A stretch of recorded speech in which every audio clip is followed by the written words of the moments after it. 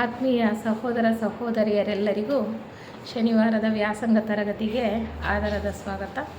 ನಾವು ಅಧ್ಯಯನ ಮಾಡ್ತಾ ಇರ್ತಕ್ಕಂತಹ ಗ್ರಂಥದ ಶೀರ್ಷಿಕೆ ಮಾನವ ಎಲ್ಲಿಂದ ಹೇಗೆ ಮತ್ತು ಎಲ್ಲಿಗೆ ಅನ್ನುವಂಥದ್ದು. ಅಂದರೆ ಈ ಗ್ರಂಥದಲ್ಲಿ ಅನಿ ಬೆಸೆಂಟ್ ಮತ್ತು ಲೆಡ್ಬೀಟ್ರವರು ತಮ್ಮ ಯೋಗ ದೃಷ್ಟಿಯಲ್ಲಿ ಕಂಡುಕೊಂಡಂತಹ ಮಾನವನ ಇತಿಹಾಸದ ಬಗ್ಗೆ ನಮಗೆ ತಿಳಿಸ್ತಾ ಇದ್ದಾರೆ.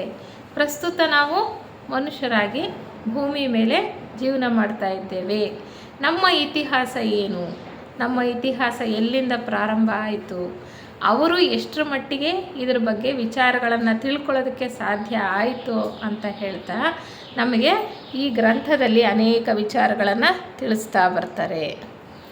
ಈಗಾಗಲೇ ನಾವು 11 ತರಗತಿಗಳಲ್ಲಿ ಅಂದರೆ ಉಪನ್ಯಾಸಗಳಲ್ಲಿ ಸವಿಸ್ತಾರವಾಗಿ ಈ ಗ್ರಂಥದಲ್ಲಿ ಕೊಟ್ಟಿರ್ತಕ್ಕಂತಹ ಅನೇಕ ಅಧ್ಯಾಯಗಳ ಬಗ್ಗೆ ವಿಚಾರಗಳ ಬಗ್ಗೆ ತಿಳ್ಕೊಂಡಿದ್ದೇವೆ.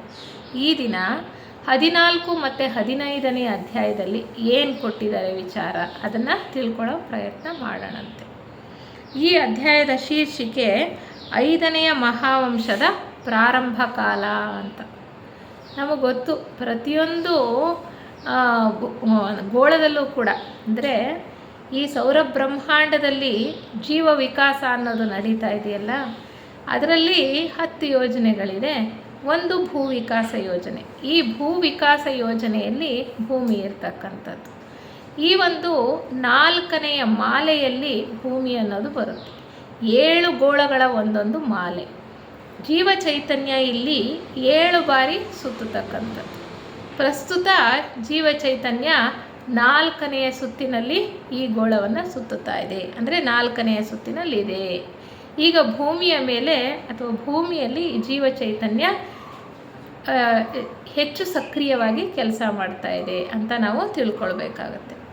ಒಂದೊಂದು ಗೋಳದಲ್ಲೂ ಕೂಡ ಈ ಜೀವ ವಿಕಾಸ ಅಂತಕ್ಕಂಥದ್ದು ನಡೆಯುವಾಗ ಸಂಸರಣೆಯಲ್ಲಿ 7 ಮಹಾವಂಶಗಳು ಬರುವಂಥದ್ದು.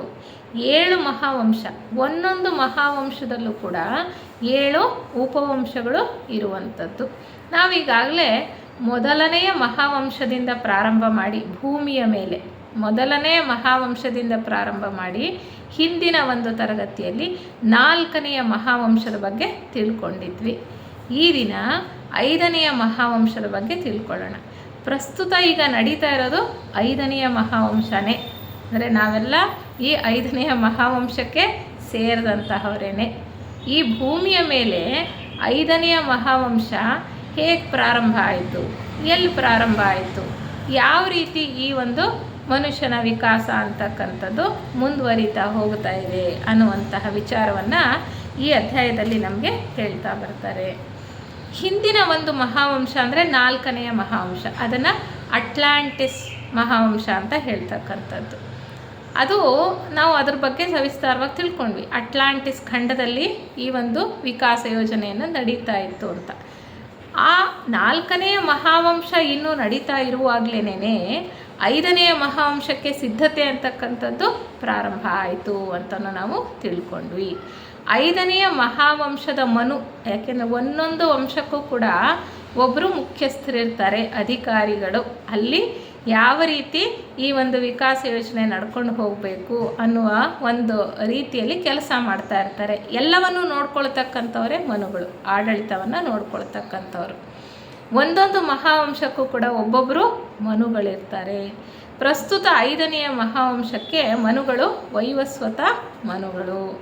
ನಾವು ಮಂತ್ರಗಳನ್ನು ಹೇಳುವಾಗ ಪೂಜೆ ಮಾಡುವಾಗ ಕೂಡ ವೈವಸ್ವತ ಮನು ಅಂತ ನಾವು ಹೇಳ್ತೀವಲ್ವ, ಮನ್ವಂತರೆ ಅಂತ. ಹಾಗೆ ವೈವಸ್ವತ ಮನುಗಳು. ಇವರು ಹೇಳ್ತಾರೆ 5ನೇ ಮಹಾವಂಶ ಸುಮಾರು 10 ಲಕ್ಷ ವರ್ಷಗಳ ಹಿಂದೆನೇ ಪ್ರಾರಂಭ ಆಯಿತು ಅಂತ. 10 ಲಕ್ಷ ವರ್ಷಗಳ ಹಿಂದೆ ಪ್ರಾರಂಭ ಆಯಿತು. ಯಾಕೆ ಅಂದರೆ ವೈವಸ್ವತ ಮನು ಈ 5ನೆಯ ಮಹಾವಂಶಕ್ಕೆ ಸೂಕ್ತವಾಗಿರ್ತಕ್ಕಂತಹ ಜೀವರುಗಳನ್ನು ಅಥವಾ ಆತ್ಮರುಗಳನ್ನು ಆಯ್ಕೆ ಮಾಡೋದಕ್ಕೆ ಪ್ರಾರಂಭ ಮಾಡಿದ್ದು 10 ಲಕ್ಷ ವರ್ಷಗಳ ಹಿಂದೆ. ಆದರೆ ಅದು ಪ್ರಾರಂಭ ಆಗಿದ್ದು 6 ಲಕ್ಷ ವರ್ಷಗಳ ಹಿಂದೆ ಅಂತ ಹೇಳ್ತಾರೆ. ಅಂದರೆ ಮೊದಲೇ ಶುರು ಮಾಡಬೇಕಲ್ಲ, ಆ ಯೋಜನೆಯನ್ನು, ಆ ಮಹಾವಂಶನ ಪ್ರಾರಂಭ ಮಾಡೋದಕ್ಕೆ ಪೂರ್ವ ಸಿದ್ಧತೆ ಬೇಕಲ್ಲ. ಆ ಸಿದ್ಧತೆಯನ್ನು ಪ್ರಾರಂಭ ಮಾಡಿದ್ದು 10 ಲಕ್ಷ ವರ್ಷದ ಹಿಂದೆ ಅಂತ ಹೇಳ್ತಾ ಬರ್ತಾರೆ. ಇದನ್ನು ಸೀಕ್ರೆಟ್ ಡಾಕ್ಟ್ರಿನಲ್ಲಿ HP ಬ್ಲವಾಟ್ಸ್ಕಿ ಅಮ್ಮನವರು ಈ ವಿವರಣೆಯನ್ನು ಇದ್ರ ಬಗ್ಗೆ ನಮಗೆ ತಿಳಿಸ್ತಾ ಹೋಗ್ತಾರೆ. ಮತ್ತು ಇವರು ವೈವಸ್ವತ ಮನುಗಳು ಈ ವಂಶವನ್ನು ಪ್ರಾರಂಭ ಮಾಡಬೇಕು ಅಂತ ಈ ಒಂದು ಯೋಜನೆಯನ್ನು ಹಾಕ್ಕೊಂಡಾಗ ಅವ್ರು ಯಾವ ರೀತಿ ಕೆಲಸ ಮಾಡ್ತಾರೆ ಅನ್ನೋದನ್ನು ಹೇಳ್ತಾ ಹೋಗ್ತಾರೆ. ನಾ ಹೇಳಿದ ಹಾಗೆ ಆ 4ನೆಯ ಮಹಾವಂಶದಲ್ಲಿ ಯಾವಾಗ ಅಲ್ಲಿ ಜೀವರುಗಳು ಅಂದರೆ ಮಾನವರು ವಿಕಾಸ ಹೊಂದ್ತಾ ಇರ್ತಾರಲ್ಲ, ಅವರಲ್ಲಿ ಯಾರು ಹೆಚ್ಚು ಬೆಳೆದಿರ್ತಾರೋ, ಯಾರು ಸನ್ಮಾರ್ಗದಲ್ಲಿರ್ತಾರೋ, ಯಾರಿಗೆ ಸಾಮರ್ಥ್ಯ ಇರುತ್ತೋ ಮುಂದುವರ್ಕೊಂಡು ಹೋಗೋದಕ್ಕೆ ಅಂಥವ್ರನ್ನು ಗುರುತಿಸಿ ಅವರನ್ನೆಲ್ಲ ಒಂದು ಕಡೆ ಗುಡ್ಡೆ ಹಾಕ್ತಾರೆ. ಅಂದರೆ ಒಂದು ಕಡೆ ಸೇರೋ ಹಾಗೆ ವ್ಯವಸ್ಥೆಯನ್ನು ಮಾಡ್ತಾ ಹೋಗ್ತಾರೆ. ಅದನ್ನೇ ಹೇಳ್ತಾರೆ. ಅಟ್ಲಾಂಟಿಸ್ ಖಂಡ ಅಲ್ವಾ 4ನೇ ಮಹಾವಂಶ ಅಂದರೆ ಅಟ್ಲಾಂಟಿಸ್ ಖಂಡ. ಅಲ್ಲಿ ಅಟ್ಲಾಂಟಿಸ್ ಒಂದು ನಾಗರಿಕತೆ ಕೊನೆ ಸಮಯದಲ್ಲಿ ಸಾಕಷ್ಟು ಈ ಒಂದು ಪ್ರವಾಹಗಳು ಮತ್ತು ಆ ಒಂದು ನಾಶ ಆಗೋದಕ್ಕೆ, ಆ ಮಹಾವಂಶ ನಾಶ ಆಗೋದಕ್ಕೆ ಪ್ರಾರಂಭ ಆದಾಗ ಎಷ್ಟೊಂದು ಪ್ರವಾಹಗಳಾಗಲಿ ಅಥವಾ ಭೂಕಂಪಗಳಾಗಲಿ ಆಗುವಾಗ ಈ ಎರಡು ದ್ವೀಪಗಳು ಮಾತ್ರ ಉಳ್ಕೊಳ್ಳುತ್ತೆ. ರೂಟಾ ದ್ವೀಪ, ಇನ್ನೊಂದು ದ್ವೀಪವನ್ನು ಉಳ್ಕೊಳ್ಳುತ್ತೆ. ಆ ಒಂದು ದ್ವೀಪ ಅಂದರೆ ರೂಟಾ ದ್ವೀಪದಲ್ಲಿ, ಅಟ್ಲಾಂಟಿಸ್ ಖಂಡದಲ್ಲಿ ರೂಟಾ ದ್ವೀಪ ಇತ್ತಲ್ಲ, ಅಲ್ಲಿ ಉತ್ತರ ಭಾಗದಲ್ಲಿದ್ದಂತಹ ಪ್ರದೇಶದಲ್ಲಿ ಆ 4ನೆಯ ಮಹಾವಂಶದ 5ನೆಯ ಉಪವಂಶದವರ ಜನಾಂಗದಿಂದ ಕೆಲವರನ್ನು ಆಯ್ಕೆ ಮಾಡಿಕೊಳ್ತಾರೆ. ಒಂದೊಂದು ಮಹಾವಂಶದಲ್ಲೂ 7 ಉಪವಂಶಗಳು. 4ನೆಯ ಮಹಾವಂಶದ 5ನೆಯ ಉಪವಂಶದಲ್ಲಿ ಇದ್ದಂತಹ ಕೆಲವು ಜೀವರುಗಳನ್ನು ಮನುಗಳೇನು ಮಾಡ್ತಾರೆ, ಆರಿಸ್ಕೊಳ್ತಾರೆ. ಅವ್ರಿಗೆ ಬಿಳಿಯ ಬಣ್ಣದ ಚರ್ಮ ಇರ್ತಕ್ಕಂಥದ್ದು ಅವರಿಗೆ. ನಾವು ಇದ್ರ ಬಗ್ಗೆ ಸವಿಸ್ತಾರವಾಗಿ ತಿಳ್ಕೊಂಡ್ವಿ ಹಿಂದಿನ ಒಂದು ಅಧ್ಯಾಯದಲ್ಲಿ. ಹೀಗೆ ಅವರು ಈ ಜನರನ್ನು ಆರಿಸ್ಕೊಂಡು ಅವರನ್ನು ಬೇರೆಯವರಿಂದ ಪ್ರತ್ಯೇಕಿಸ್ತಾರೆ. ಏಕೆಂದರೆ ಅವ್ರು ಇನ್ನೊಂದು ಸ್ವಲ್ಪ ಹೆಚ್ಚು ಮುಂದುವರಿಬೇಕಾಗಿರುತ್ತೆ. ಮಹಾವಂಶ ಶುರು ಮಾಡಬೇಕು ಅಂದರೆ ಆ ಮಹಾವಂಶಕ್ಕೆ ತಕ್ಕ ಯೋಗ್ಯರನ್ನು ಅವರು ಆರಿಸ್ಬೇಕಾಗಿರುತ್ತೆ. ಅದಕ್ಕೋಸ್ಕರ ಅವರಿಗೆ ಸ್ವಲ್ಪ ತರಬೇತಿ ಅಥವಾ ಹೆಚ್ಚಿನ ಒಂದು ಪ್ರೋತ್ಸಾಹವನ್ನು ಕೊಡ್ತಾ ಅವರು ಮುಂದುವರಿಬೇಕಾಗತ್ತೆ ವಿಕಾಸ ಮಾರ್ಗದಲ್ಲಿ. ಅದಕ್ಕೋಸ್ಕರ ಅವರನ್ನು ಪ್ರತ್ಯೇಕಿಸ್ತಾರೆ. ಹಾಗೆ ಪ್ರತ್ಯೇಕಿಸಿದ ನಂತರ ನಮಗೆ ಗೊತ್ತು ಅಂತರಂಗ ಸರ್ಕಾರ ಅಂತ ನಾವು ಅದನ್ನು ತಿಳ್ಕೊಂಡಿದ್ದೀವಲ್ವ. ಈ ಭೂಮಿಯ ಮೇಲೆ ನಡೀತಾ ಇರ್ತಕ್ಕಂಥ ಪ್ರತಿಯೊಂದು ವಿದ್ಯಮಾನವನ್ನು ಕೂಡ ನಡೆಸ್ಕೊಂಡು ಹೋಗ್ತಕ್ಕಂಥವ್ರು. ಅಲ್ಲಿ ಮುಖ್ಯವಾಗಿ ಆಡಳಿತ ವರ್ಗವನ್ನು ನೋಡ್ಕೊಳ್ತಕ್ಕಂಥವ್ರು ಮನುಗಳಾದರೆ, ಈ ಧರ್ಮ ಸ್ಥಾಪನೆ ಮತ್ತು ಈ ಜ್ಞಾನ ಪ್ರಸಾರಕ್ಕೆ ಸಂಬಂಧಪಟ್ಟಂಥ ವಿಚಾರಗಳನ್ನು ನೋಡ್ಕೊಳ್ತಕ್ಕಂಥವ್ರು ಬೋಧಿಸತ್ವರು ಅಂತ ಹೇಳುವಂಥದ್ದು. ಹೀಗೆ ಮನುಗಳು ಅವ್ರ ಕೆಲಸ ಪ್ರಾರಂಭ ಮಾಡಿ ಸೂಕ್ತವಾದಂತಹ ಜನರನ್ನು ಆರಿಸಿ ಒಂದು ಕಡೆ ಪ್ರತ್ಯೇಕಿಸಿ ಅವರು ಒಂದು ಕಡೆ ನೆಲೆಸೋ ಹಾಗೆ ಮಾಡಿದ ನಂತರ ಈ ಬೋಧಿಸತ್ವರು ಏನು ಮಾಡ್ತಾರೆ, ಒಂದು ಹೊಸ ಮತವನ್ನು ಸ್ಥಾಪನೆ ಮಾಡಿ ಅಲ್ಲಿ ಜನರಿಗೆ ಹೆಚ್ಚಿನ ಒಂದು ತಿಳುವಳಿಕೆಯನ್ನು ಕೊಡ್ತಕ್ಕಂತಹ ಪ್ರಯತ್ನವನ್ನು ಮಾಡ್ತಾ ಹೋಗ್ತಾರೆ. ಹೀಗೆ ಈ ಬೋಧಿಸತ್ವರ ಶಿಷ್ಯರಾಗ್ತಾರಲ್ಲ, ಅವ್ರು ಏನು ಮಾಡ್ತಾರೆ, ನಾನು ಹೇಳಿದೆ ಇಲ್ಲಿ ಅಟ್ಲಾಂಟಿಸ್ ಖಂಡದ ರೂಟಾ ದ್ವೀಪದ ಉತ್ತರ ಭಾಗದಲ್ಲಿದ್ದಂತಹ ಜನರನ್ನು ಕೆಲವ್ರನ್ನ ಆರಿಸ್ಕೊಂಡು ಬೇರೆ ಕಡೆ ಇಡ್ತಾರೆ. ಇವರು ಈ ಬೋಧಿಸತ್ವರ ಶಿಷ್ಯರು ಏನು ಮಾಡ್ತಾರೆ, ಬೇರೆ ಬೇರೆ ದೇಶಗಳಿಗೂ ಹೋಗ್ತಾರೆ. ನಾಗರಿಕತೆ ಹೆಚ್ಚಿದ ಹಾಗೆಲ್ಲ, ಅದು ಬೆಳೆದ ಹಾಗೆಲ್ಲ ಬರೀ ಅಟ್ಲಾಂಟಿಸ್ ಖಂಡ ಅಷ್ಟೇ ಅಲ್ಲ, ಬೇರೆ ಎಲ್ಲ ಪ್ರದೇಶಗಳಿಗೂ, ಭೂಮಿಯ ಮೇಲಿದ್ದಂಥ ಪ್ರದೇಶಗಳಿಗೆ ಜನರು ವಲಸೆ ಹೋಗಿರ್ತಾರೆ. ಹಾಗೆ ಇವರೇನು ಮಾಡ್ತಾರೆ, ಬೋಧಿಸತ್ವರ ಶಿಷ್ಯರೇನು ಮಾಡ್ತಾರೆ, ಎಲ್ಲ ದೇಶಗಳಿಗೂ ಹೋಗಿ ಈ ಮತವನ್ನು ಅಲ್ಲಿ ಪ್ರಚಾರ ಮಾಡೋದಕ್ಕೆ ಪ್ರಾರಂಭ ಮಾಡ್ತಾರೆ. ಆ ಒಂದು ಮತಕ್ಕೆ ಯಾರು ಆಕರ್ಷಿತರಾಗಿ, ಆ ಒಂದು ಮತದ ರೀತಿ ನೀತಿಗಳು, ಅಲ್ಲಿ ಇರ್ತಕ್ಕಂಥ ಜ್ಞಾನಕ್ಕೆ ಯಾರು ಆಕರ್ಷಿತರಾಗಿ ಆ ಮತವನ್ನು ಸೇರಿ ಅವರು ಸೇರ್ತಾರೋ ಅಂಥವ್ರನ್ನೆಲ್ಲ ಮತ್ತೆ ಅವ್ರ ಗುಂಪಿಗೆ ಸೇರಿಸ್ಕೊಳ್ತಾರೆ. ಈ ಮನುಗಳು ಒಂದು ಗುಂಪು ಮಾಡಿರ್ತಾರಲ್ಲ ಪ್ರಾರಂಭದಲ್ಲಿ, ಆ ಗುಂಪಿಗೆ ಇವರನ್ನು ಕೂಡ ಕರ್ಕೊಂಡು ಬಂದು ಸೇರಿಸ್ತಾರೆ. ಹೀಗೆ ಅವ್ರನ್ನ ಹಿಂಬಾಲಕರನ್ನೆಲ್ಲರನ್ನೂ ಒಂದು ಸುರಕ್ಷಿತ ಸ್ಥಳಕ್ಕೆ ಕೊಂಡೊಯ್ತಾರೆ. ಮುಂದೆ ಏನಾಗುತ್ತೆ ಅಂದರೆ ನೋಡಿ, 10 ಲಕ್ಷ ವರ್ಷದ ಹಿಂದೆ ಆಯ್ಕೆ ಪ್ರಾರಂಭ ಆಯಿತು ಅಂತಾರೆ.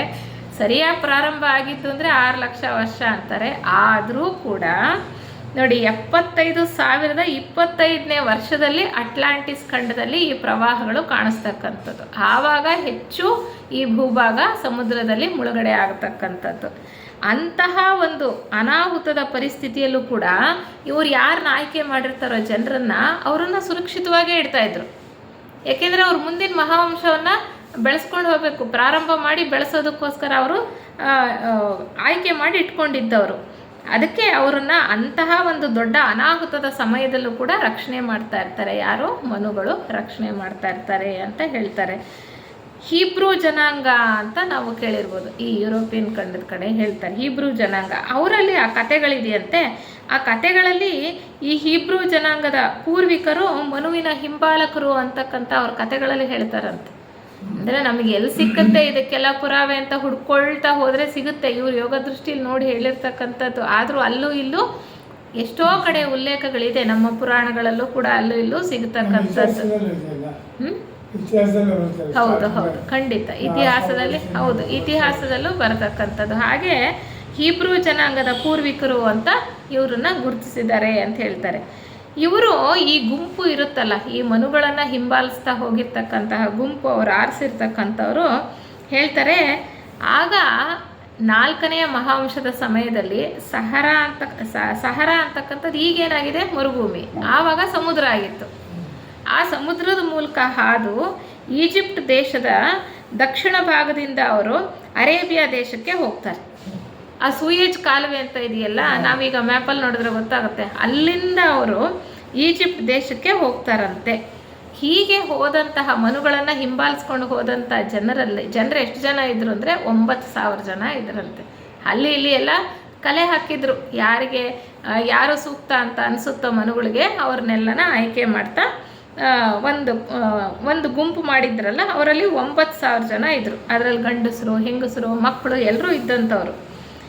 ಈ ಒಂದು 9,000 ಜನ ಅವ್ರು ಹೇಳ್ತಾರೆ, 6ನೇ 5 ಭಾಗದ ಜನ 5ನೇ ಉಪವಂಶಕ್ಕೆ ಸೇರಿದವರು. ಆ 4ನೇ ಮಹಾವಂಶದ 5ನೇ ಉಪವಂಶಕ್ಕೆ ಸೇರಿದವರು ಎಷ್ಟು ಜನ? 5ನೇ 6ನೇ 5 ಭಾಗ ಅಲ್ವಾ. ಇನ್ನು 12ರಲ್ಲಿ 1 ಭಾಗ ಅಕೇಡಿಯನ್ ಜನ, ಅದು 6ನೇ ಉಪವಂಶ ಅಲ್ವಾ. ಮತ್ತು ಇನ್ನು 12ನೇ 1 ಭಾಗ ಟೋಲ್ಟೆಕ್ ಉಪವಂಶ. ಇವೆಲ್ಲವೂ ಕೂಡ 4ನೇ ಮಹಾವಂಶದ ಉಪವಂಶಗಳು. ಒಂದೊಂದು ಉಪವಂಶದಲ್ಲೂ ಕೂಡ ಯಾರು ಬೆಳೆದಂತಹ ಜೀವರುಗಳಿದ್ರೋ ಅವ್ರನ್ನೆಲ್ಲ ಆರಿಸಿ ಅವರನ್ನು ಒಟ್ಟು ಮಾಡಿರ್ತಾರೆ. ಅಂಥವರು 9,000 ಜನ ಇರ್ತಾರೆ. ಜಗತ್ಪ್ರಭುಗಳು, ನಾವು ಅಂತರಂಗ ಸರ್ಕಾರದ ಪ್ರಭುಗಳು ಯಾರು? ಜಗತ್ಪ್ರಭುಗಳು ಅಂತ ನಾವು ಕರೆಯತಕ್ಕಂಥದ್ದು. ಈ ಭೂಮಿಯ ಮೇಲೆ ಸದ್ಯ ಜಗತ್ಪ್ರಭುಗಳು ಯಾರು ನಾವು ತಿಳ್ಕೊಂಡ್ವಿ, ಅವರು ಸನತ್ ಕುಮಾರ ಪ್ರಭುಗಳು ಅಂತ ಅಲ್ವಾ. ಸನತ್ ಕುಮಾರ ಪ್ರಭುಗಳು ಶುಕ್ರ ಗ್ರಹದಿಂದ ಬಂದಂಥವರು ಭೂಮಿಗೆ. ಇಲ್ಲಿ ಜೀವ ವಿಕಾಸ ಯೋಜನೆ ಸಂಸರಣೆ ಅಂತಕ್ಕಂಥದ್ದು ತ್ವರಿತಗತಿಯಲ್ಲಿ ನಡೆಯಲಿ ಅಂತಕ್ಕಂಥ ಉದ್ದೇಶದಿಂದ ಅವರನ್ನು ಜ್ಯೋತಿ ಪ್ರಭುಗಳು ಅಂತ ಕೂಡ ಕರೀತಾರೆ. ಅಂದರೆ ಮನಸ್ಸಿನ ತತ್ವಕ್ಕೆ ಹೆಚ್ಚಿನ ಒಂದು ಚಾಲನೆಯನ್ನು ಕೊಡ್ತಾರೆ ಇವರು. ಯಾರು? ಸನತ್ ಕುಮಾರ ಪ್ರಭುಗಳು. ಅವ್ರ ಜೊತೆಯಲ್ಲಿ ಇನ್ನೂ ಕೆಲವರು ಬಂದಿರ್ತಾರೆ. ಅದರಲ್ಲಿ 4 ಜನ ಮಾತ್ರ ಉಳ್ಕೊಳ್ತಾರೆ. 4 ಜನ ಕುಮಾರರು ಮಾತ್ರ ಉಳ್ಕೊಳ್ತಕ್ಕಂಥದ್ದು. ಅದನ್ನು ಸಾಕಷ್ಟು ವಿವರಣೆಯನ್ನು ಹಿಂದೆನೇ ನಾವು ನೋಡ್ತಾ ಬಂದಿದ್ದೀವಿ.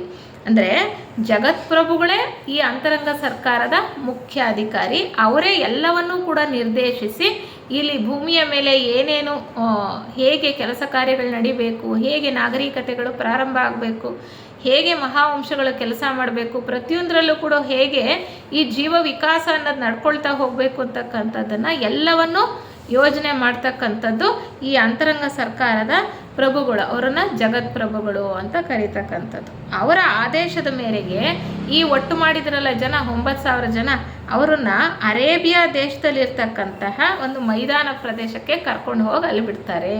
ಅವ್ರು ಹಿಂಬಾಲಿಸ್ಕೊಂಡು ಹೋಗ್ತಾರೆ. ಇವರು ಅಲ್ಲಿ ಹೋಗಿ ಅಲ್ಲಿ ಅವರ ವಂಶಾಭಿವೃದ್ಧಿ ಆಗುವ ಹಾಗೆ ಅವರು ಅನೇಕ ಒಂದು ಪ್ರಚೋದನೆಯನ್ನು ಕೊಡ್ತಾ ಹೋಗ್ತಾರೆ ಅಂತ ಹೇಳ್ತಾರೆ ನಮಗೆ.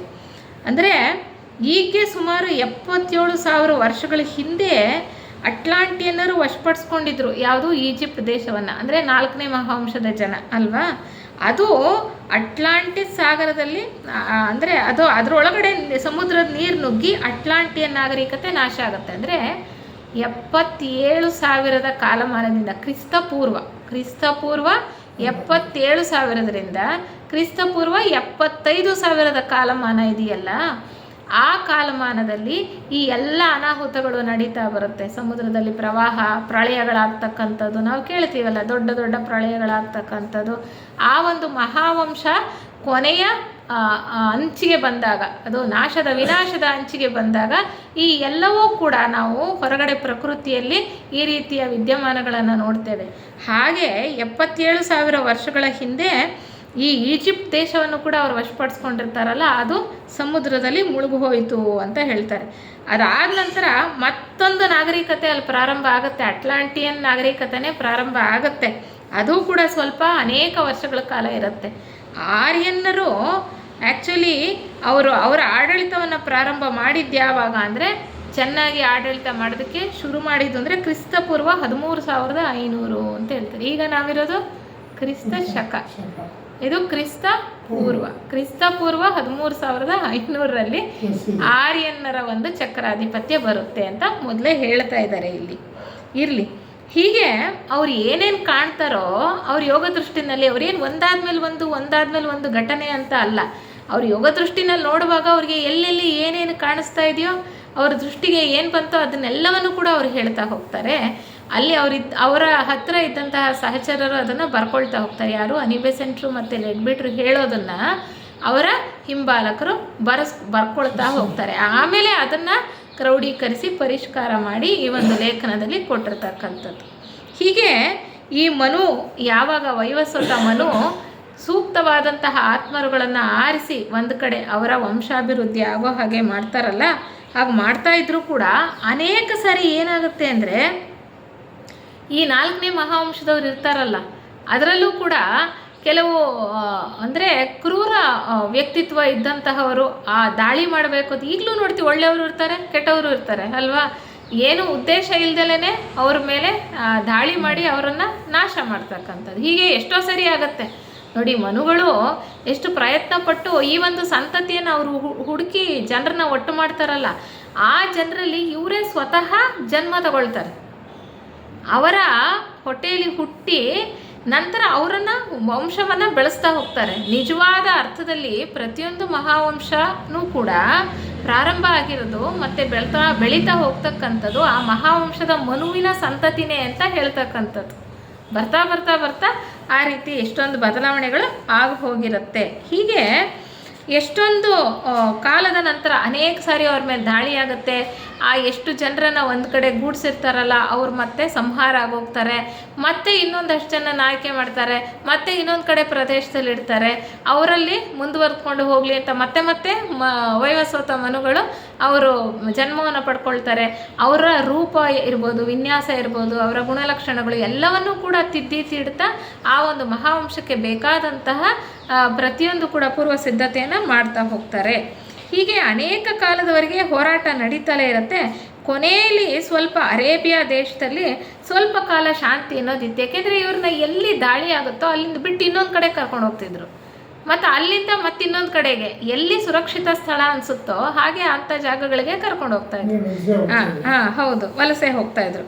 ಸ್ವಲ್ಪ ಕಾಲ ಅವರು ಅರೇಬಿಯಾ ದೇಶದಲ್ಲಿ ತಂಗಿರ್ತಾರೆ. ಆವಾಗ ಅವರು ವ್ಯವಸಾಯ ಮಾಡ್ತಾ ಇರ್ತಾರೆ. ದೊಡ್ಡ ದೊಡ್ಡ ಗಾತ್ರದ ಹಣ್ಣುಗಳನ್ನು ಬೆಳೀತಾ ಇರ್ತಾರಂತೆ. ಆ ಹಣ್ಣುಗಳಿಂದ ಸಕ್ಕರೆಯನ್ನು ತಯಾರು ಮಾಡ್ತಾ ಇರ್ತಾರಂತೆ. ನಾವೆಲ್ಲ ಇವಾಗೇನೋ ಹೊಸ್ತು ಅಂದ್ಕೊಳ್ತೀವಿ, ಎಲ್ಲೋ ಎಷ್ಟೋ ಮಹಾವಂಶಗಳ ಹಿಂದೆನೇ ಅದೆಲ್ಲವೂ ಕೂಡ ನಡೆದಿರ್ತಕ್ಕಂಥದ್ದು ಅಂತ ಹೇಳ್ತಾ ಬರ್ತಾರೆ. ಸುಮಾರು 2,000 ವರ್ಷಗಳ ಅವಧಿಯಲ್ಲಿ ಇವರು ಪ್ರಾರಂಭ ಮಾಡಿ ಒಂದು 2,000 ವರ್ಷಗಳ ಅವಧಿಯಲ್ಲಿ ಈ ಜನರ ಗುಂಪೇನಾಯಿತು, ಅಪಾರವಾಗಿ ವೃದ್ಧಿ ಆಯಿತು. ಇವರೇನು ಮನುಗಳನ್ನು ಹಿಂಬಾಲಿಸ್ತಕ್ಕಂಥ ಗುಂಪಿತ್ತಲ್ಲ, ಅದು ಅಪಾರವಾಗಿ ಹೆಚ್ಚಾಯಿತು. ಅವರೇನು ಮಾಡಿದ್ರು, ಅರೇಬಿಯಾದಲ್ಲಿ ಹಲವಾರು ದಶಲಕ್ಷ ಪ್ರಜೆಗಳನ್ನು ಒಳಗೊಂಡಂತಹ ಒಂದು ದೇಶ ಆಯಿತು. ಇವ್ರದೇ ಒಂದು ದೇಶದ ಒಂದು ಸ್ಥಾಪನೆ ಆಯಿತು. ಈ ದೇಶ ಪ್ರಪಂಚದ ಉಳಿದ ಭಾಗಗಳಿಂದ ಮರಳುಗಾಡಿನಿಂದ ಪ್ರತ್ಯೇಕಿಸಲ್ಪಟ್ಟಿತ್ತು. ಅರೇಬಿಯಾ ಅಂದರೆ ಅದು ಮರಳುಗಾಡಿಂದ ಪ್ರತ್ಯೇಕಿಸಲ್ಪಟ್ಟಿತ್ತು ಬೇರೆ ಜಾಗದಿಂದ.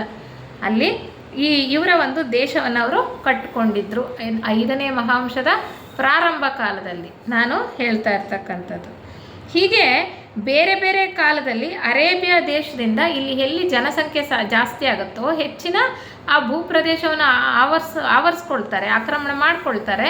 ಇನ್ನೂ ಜನ ಜಾಸ್ತಿ ಆದಾಗ ಬೇರೆ ಬೇರೆ ದೇಶಗಳಿಗೂ ಹೋಗಿ ಅವರು ನೆಲೆಯನ್ನು ನಿಲ್ತಾರೆ ಅಂತ ಅವರು ಹೇಳ್ತಾ ಬರ್ತಾರೆ. ಈ ಅರೇಬಿಯಾ ದೇಶದಲ್ಲಿ ಬೇರೆ ಬೇರೆ ಕಡೆ ಹೋದ್ಮೇಲೆ ಅವ್ರು ಉಳ್ಕೊಂಡಿದ್ದಂತಹ ಜಾಗ ಬಹಳ ಚಿಕ್ಕದಾಗಿತ್ತು, ಆ ಮೈದಾನ ಅಂತ ಅವರು ಹೇಳ್ತಾ ಹೋಗ್ತಾರೆ. ಹೀಗೆ ಮನು ತನ್ನ ಗುರಿಯನ್ನು ಸಫಲಗೊಳಿಸೋದಕ್ಕೋಸ್ಕರ ಅತ್ಯುತ್ತಮ ಅಂತ ಕಂಡು ಬಂದಂತಹ ಕೆಲವು ದೇಹಗಳುಳ್ಳವರನ್ನು ಪದೇ ಪದೇ ಅಲ್ಲಿ ಉಳಿಸ್ಕೊಂಡು ಮತ್ತೆ ಅವ್ರನ್ನ ಬೆಳೆಸ್ತಕ್ಕಂತಹ ಕೆಲಸವನ್ನು ಮಾಡ್ತಾ ಇರ್ತಾರೆ. ಅದು ಮನುಗಳ ಕೆಲಸ ನೋಡಿ. ಜೀವನ್ಮುಕ್ತರಾದ ನಂತರ ಮನುಗಳು ಅಂದರೆ ಆ ಒಂದು ಮಹಾವಂಶದ ಪ್ರತಿಯೊಂದು ಜವಾಬ್ದಾರಿಯನ್ನು ತಗೊಳ್ಬೇಕು ಅಂದರೆ ಅವ್ರು ಎಷ್ಟು ಮಟ್ಟಿಗೆ ಬೆಳೆದಿರಬೇಕು, ಜೀವನ್ಮುಕ್ತರಾಗಿರ್ಬೇಕು, ಅವರು 6ನೇ ದೀಕ್ಷೆಯಲ್ಲಿ ಇರಬೇಕು. ಅವರು ಅಂತಹವರು ಮಾತ್ರನೇ ಮನುಗಳಾಗಿ ಕೆಲಸ ಮಾಡೋದಕ್ಕೆ ಸಾಧ್ಯ ಆಗ್ತಕ್ಕಂಥದ್ದು. ಹೀಗೆ ಅನೇಕ ಸಾರಿ ಅವರು ಜನ್ಮವನ್ನು ಪಡ್ಕೊಳ್ತಾ ಇದ್ರು. ಹೀಗೆ ಜನ್ಮವನ್ನು ಪಡ್ಕೊಳ್ತಾ ಇದ್ದಾಗ ನಮ್ಮ ಈ ಒಂದು ಗ್ರಂಥದಲ್ಲಿ ಒಂದು ಕಿಂಕರರ ಗುಂಪು ಅಂತ ಗುರುತಿಸಿರ್ತಾರೆ.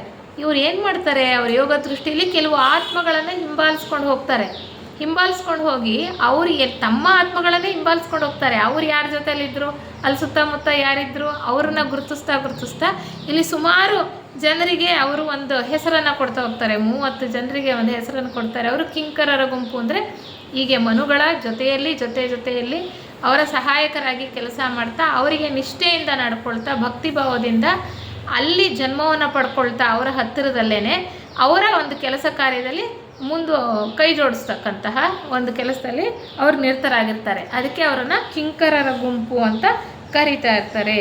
ಹೀಗೆ ಪ್ರಾರಂಭವಾಗಿದ್ದು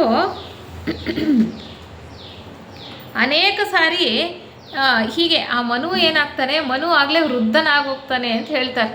ಹೀಗೆ ಎಷ್ಟು ಕಾಲ ಈ ಪ್ರವಾಹ ಅಥವಾ ಇನ್ನೊಂದು ಆಕ್ರಮಣ ದಾಳಿ ನಡೆಯುತ್ತೆ, ಅವರ ಸಂತತಿ ಎಷ್ಟು ಸಾರಿ ಸಂತತಿಯನ್ನು ವೃದ್ಧಿ ಮಾಡಿದ್ರು, ಒಂದು ದೇಶನೇ ಪ್ರಾರಂಭ ಆಯಿತು. ಆದರೂ ಕೂಡ ಆಕ್ರಮಣಕ್ಕೆ ಒಳಗಾಗಿ ಈ 4ನೇ ಮಹಾವಂಶದ ಕೆಲವು ಉಪವಂಶದವರಿಂದ ಆಕ್ರಮಣಕ್ಕೆ ಒಳಗಾಗಿ ಮತ್ತೆ ಅಲ್ಲಿ ನಾಶ ಅಂತಕ್ಕಂಥದ್ದು ಆಗುತ್ತಾನೇ ಇತ್ತು ಅಂತ ಹೇಳ್ತಾರೆ. ಕೊನೆಯಲ್ಲಿ ಈ ರೀತಿ ಅನೇಕ ಬದಲಾವಣೆ ನಡೀತಾ ಇದ್ದಾಗ ಏನು ಮಾಡ್ತಾರೆ, ಅಂತರಂಗದ ಸರ್ಕಾರದ ಪ್ರಭುಗಳು ಏನು ಮಾಡ್ತಾರೆ, ಆ ಕೆಲವರನ್ನು ಮಾತ್ರ ಅಲ್ಲಿ ರಕ್ಷಣೆ ಮಾಡಿ ಈ ಶ್ವೇತದ್ವೀಪಕ್ಕೆ ಕರ್ಕೊಂಡು ಬರಬೇಕು ಅಂತ ಹೇಳ್ತಾರೆ. ಶ್ವೇತದ್ವೀಪ ಅಂದರೆ ಯಾವುದು? ಶ್ವೇತದ್ವೀಪದಲ್ಲೇ ಅಂತರಂಗ ಸರ್ಕಾರದ ಪ್ರಭುಗಳು ಇರ್ತಕ್ಕಂಥದ್ದು. ಅಲ್ಲೇ ಇರೋದು. ಶಂಬಳ ಅಂತಲೂ ಹೇಳ್ತೀವಿ, ಶ್ವೇತದ್ವೀಪ ಅಂತಲೂ ಹೇಳ್ತೀವಿ.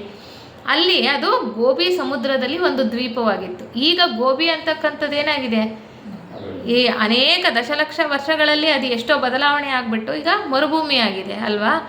ಆಗ ಪ್ರಾರಂಭ ಕಾಲದಲ್ಲಿ ಅದು ಒಂದು ಆ 4ನೇ ಮಹಾವಂಶ ಇದ್ದಂಥ ಕಾಲದಲ್ಲಿ ಮತ್ತು 5ನೇ ಮಹಾವಂಶ ಪ್ರಾರಂಭದ ಕಾಲದಲ್ಲಿ ಅದು ಒಂದು ಸಮುದ್ರ ಆಗಿತ್ತು, ಗೋಬಿ ಸಮುದ್ರ. ಅಲ್ಲಿ ಒಂದು ದ್ವೀಪ, ಅದು ಶ್ವೇತದ್ವೀಪ. ಅಲ್ಲಿ ಇದ್ದಂತಹವರು ಈ ಅಂತರಂಗ ಸರ್ಕಾರದ ಪ್ರಭುಗಳು. ಯಾವಾಗ ಎಲ್ಲಿ ಏನು ತೊಂದರೆ ಆದರೂ ಉಳಿದಂಥವ್ರನ್ನ ಕೆಲವರ ಆತ್ಮಗಳನ್ನು ರಕ್ಷಣೆ ಮಾಡಿ ಶ್ವೇತದ್ವೀಪಕ್ಕೆ ಕರ್ಕೊಂಡು ಹೋಗ್ತಿದ್ರು. ಅದು ಸುರಕ್ಷಿತವಾದಂತಹ ಸ್ಥಳ, ಏಕೆಂದರೆ ಗುರುಗಳಿದ್ದಂತಹ ಒಂದು ಪ್ರದೇಶ. ಅಲ್ಲಿ ಅವರಿಗೆ ಅನೇಕ ಶಕ್ತಿ ಸಾಮರ್ಥ್ಯಗಳಿರುತ್ತೆ. ಯಾರೂ ಕೂಡ ಅಲ್ಲಿ ದಾಳಿ ಮಾಡಿ ಅವರನ್ನು ಸಂಹಾರ ಮಾಡಲಿಕ್ಕೆ ಸಾಧ್ಯ ಇಲ್ಲ. ಆ ರೀತಿ ಅಲ್ಲಿ ಕರ್ಕೊಂಡು ಹೋಗ್ಬಿಡ್ತಾ ಇದ್ರು. ಅವರನ್ನೆಲ್ಲ ಕೂಡ ಅಲ್ಲಿ ನೆಲೆಗೊಳಿಸಿ ಮತ್ತೆ ಮುಂದುವರಿಯೋ ಹಾಗೆ ಮಾಡೋಂಥ ಕೆಲಸವನ್ನು ಮಾಡ್ತಾಯಿದ್ರು.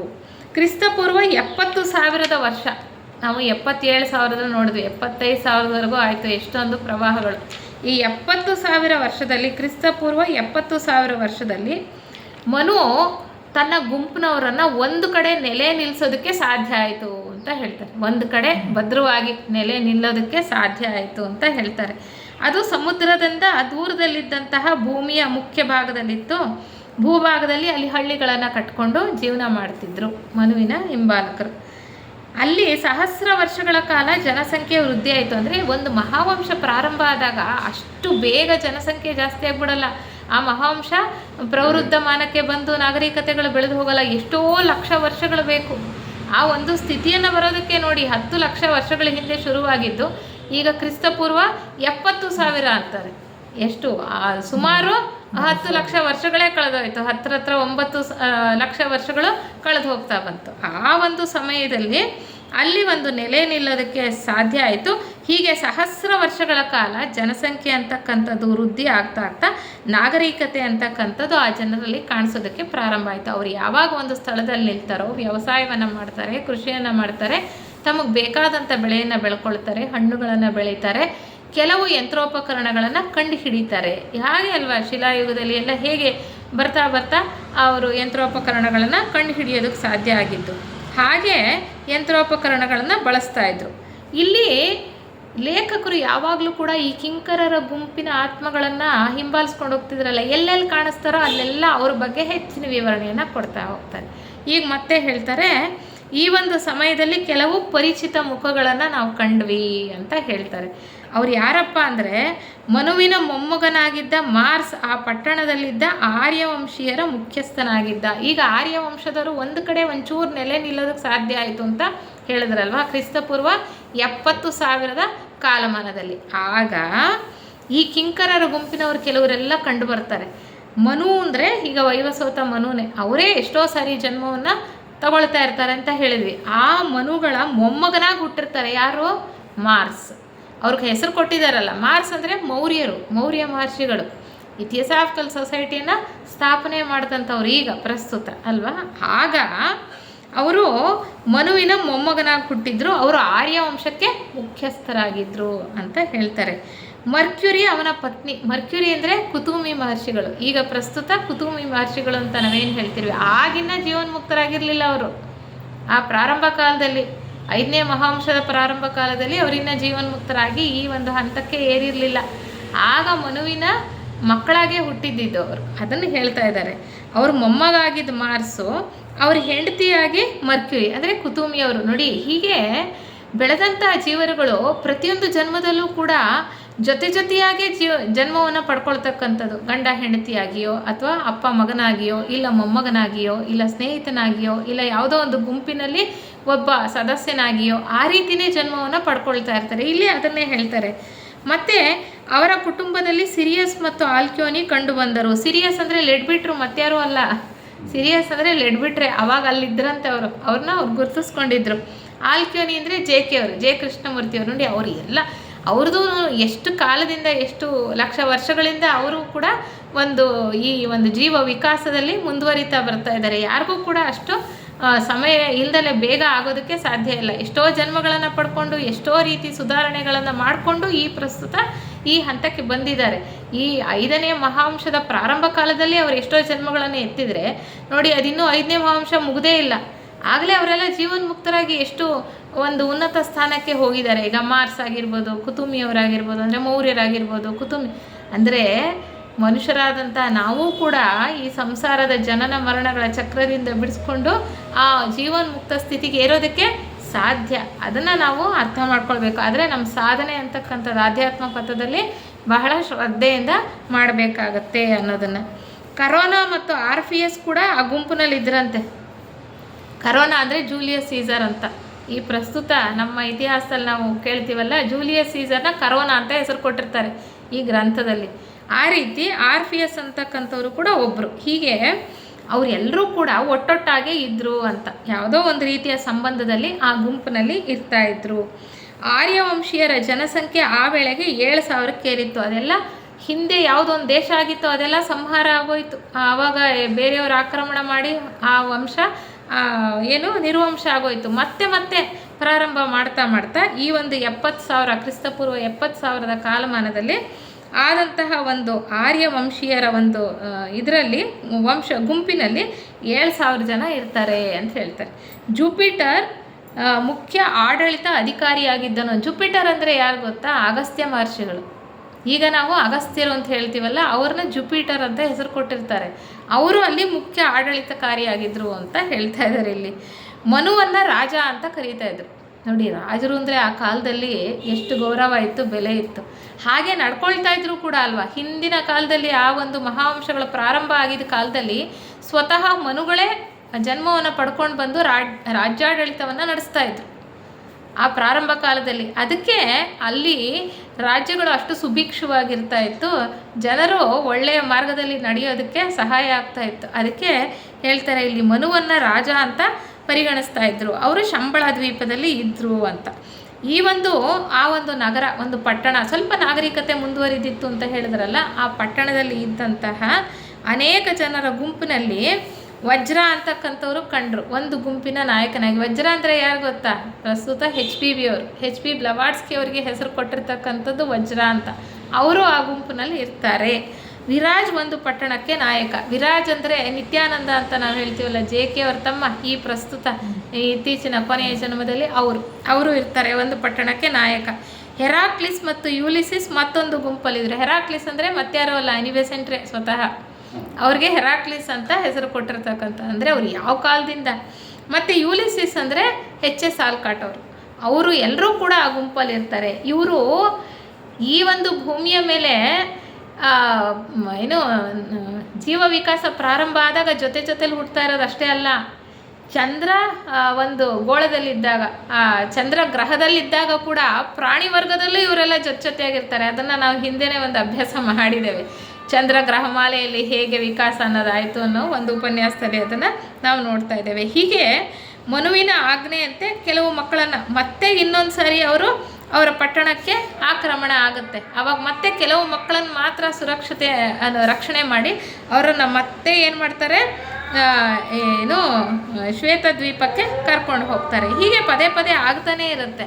ಅಲ್ಲಿ ಎಷ್ಟೊಂದು ಜನ ಬಹಳ ಶ್ರೇಷ್ಠರಾಗಿದ್ದಂತಹ ಮಕ್ಕಳು ಇದ್ದರು ಅಂತ ಹೇಳ್ತಾ, ಮತ್ತು ಈ ಗುಂಪಿನಲ್ಲಿ ಕಿಂಕರರ ಗುಂಪಿನಲ್ಲಿ ಇದ್ದವ್ರನ್ನೆಲ್ಲರನ್ನೂ ಹೆಸರಿಸ್ತಾ ಬರ್ತಾರೆ. ಅವರೆಲ್ಲರೂ ಅಲ್ಲಿ ಕಂಡ್ರು ಅಂತ. ಯಾರ್ಯಾರೆಲ್ಲ ಕಂಡ್ರು? ಆಲ್ಕ್ಯೋನಿ ಇದ್ರಂತೆ, ಯುರೇನಸ್ ಇದ್ರಂತೆ, ನೆಪ್ಚೂನ್ ಇದ್ದರು. ಅವರೆಲ್ಲ ಈಗ ಜೀವನ್ಮುಕ್ತರಾಗಿ ಹೋಗಿದ್ದಾರೆ. ಯುರೇನಸ್ಸು, ನೆಪ್ಚೂನ್ ಅವರೆಲ್ಲ ಜೀವನ್ಮುಕ್ತರಾಗ್ಬಿಟ್ಟಿದ್ದಾರೆ. ಅವೆಲ್ಲ ಸುಮ್ಮನೆ ಈ ಗ್ರಂಥದಲ್ಲಿ ಈ ಕಥೆಯಲ್ಲಿ ಕೊಟ್ಟಿರೋ ಹೆಸರು. ನಿಜವಾಗ್ಲೂ ಅವರೆಲ್ಲ ಜೀವನ್ಮುಕ್ತರಾಗೋಗಿದ್ದಾರೆ. ಅವರ ನಿಜ ಹೆಸರಲ್ಲ ಅದು. ಸೂರ್ಯ ಮತ್ತು ಬೃಹಸ್ಪತಿ ಇವರೆಲ್ಲ ಕೂಡ, ಸ್ಯಾಟರ್ನು, ವಲ್ಕನ್ನು ಎಲ್ಲರೂ ಕೂಡ ಆಗ ಆ ಗುಂಪಿನಲ್ಲಿದ್ದರು, ಆ ಮಕ್ಕಳ ಗುಂಪಿನಲ್ಲಿ ಅಂತ. ಅವ್ರನ್ನೆಲ್ಲ ರಕ್ಷಣೆ ಮಾಡಿ ಶಂಬಳ ದ್ವೀಪದಲ್ಲಿ ಪೋಷಣೆ ಮಾಡ್ತಾರೆ ಅಂತ ಹೇಳ್ತಾರೆ. ಮುಂದೆ ಕಾಲಕ್ರಮದಲ್ಲಿ ಸ್ಯಾಟರ್ನ್ ಮತ್ತು ಸೂರ್ಯನ ಹಿರಿಯ ಮಗನಾಗಿ ಮತ್ತೆ ಮನು ಜನ್ಮ ತಗೊಳ್ತಾನೆ. ಸ್ಯಾಟರ್ನ್ ಮತ್ತು ಯುರೇನಸ್, ಸೂರ್ಯ ಅವರ ಮಗನಾಗಿ ಮನು ಜನ್ಮವನ್ನು ಪಡ್ಕೊಂಡು ಮತ್ತೆ ಆರ್ಯವಂಶವನ್ನು ಮತ್ತಷ್ಟು ಹೆಚ್ಚು ಪ್ರವೃದ್ಧಮಾನಕ್ಕೆ ಬರುವ ಹಾಗೆ ಅವರು ಕೆಲಸಗಳನ್ನು ಮಾಡ್ತಾ ಹೋಗ್ತಾರೆ. ಹೀಗೆ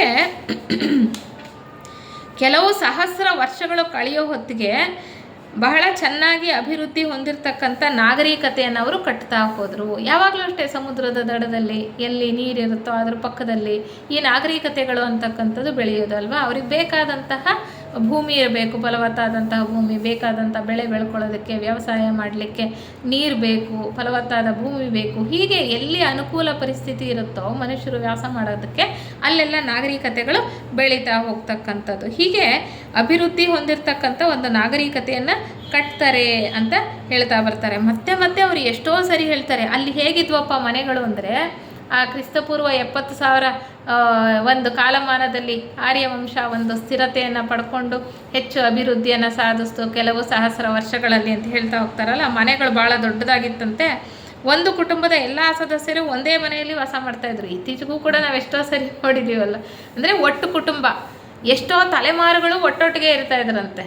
ಆ ರೀತಿ ಜೀವನವನ್ನು ಮಾಡ್ತಾಯಿದ್ರು. ಪಟ್ಟಣ ಮತ್ತು ಹಳ್ಳಿಗಳ ಸುತ್ತ ಬಲವಾದಂಥ ಕೋಟೆಗಳನ್ನು ಕಟ್ಟಿದ್ರು. ಏಕೆಂದರೆ ಶತ್ರುಗಳು ಆಕ್ರಮಣ ಮಾಡಿ ಅವರನ್ನು ಸಂಹಾರ ಮಾಡಬಾರ್ದು, ಅವ್ರ ಮೇಲೆ ಆಕ್ರಮಣ ಮಾಡಬಾರ್ದು ಅಂತಕ್ಕಂತಹ ಒಂದು ಉದ್ದೇಶದಿಂದ. ಹೀಗೆ ಆರ್ಯ ಜನಾಂಗ ಅಂತಕ್ಕಂಥದ್ದು ಒಂದು ದೇಶವಾಗುವಷ್ಟು ಪ್ರಮಾಣಕ್ಕೆ ಬೆಳೆದಾಗ ಏನಾಗುತ್ತೆ, ಟುರೇನಿಯನ್ನರ ಮತ್ತೊಂದು ನಿರ್ಧಾರಪೂರ್ವಕ ಆಕ್ರಮಣ ನಡೆಯುತ್ತೆ. ಅಷ್ಟೆಲ್ಲ ದೇಶ ಕಟ್ಟು ದೊಡ್ಡದಾದ್ಮೇಲೂ ಕೂಡ ಮತ್ತೆ ಟುರೇನಿಯನ್ ಅಂದರೆ ಅವರು 4ನೇ ಮಹಾವಂಶದ ಒಂದು ಉಪವಂಶದವರು, ಜನಾಂಗದವರು. ಅವರು ಇವ್ರ ಮೇಲೆ ದಾಳಿ ಮಾಡ್ತಾರೆ. ಈ ಒಂದು ಇತಿಹಾಸ ನೋಡ್ತಾ ಹೋದರೆ ಯುದ್ಧಗಳು, ದಾಳಿ ಅಂತಕ್ಕಂಥದ್ದು ಈಗ ಹೊಸ್ತಲ್ಲ.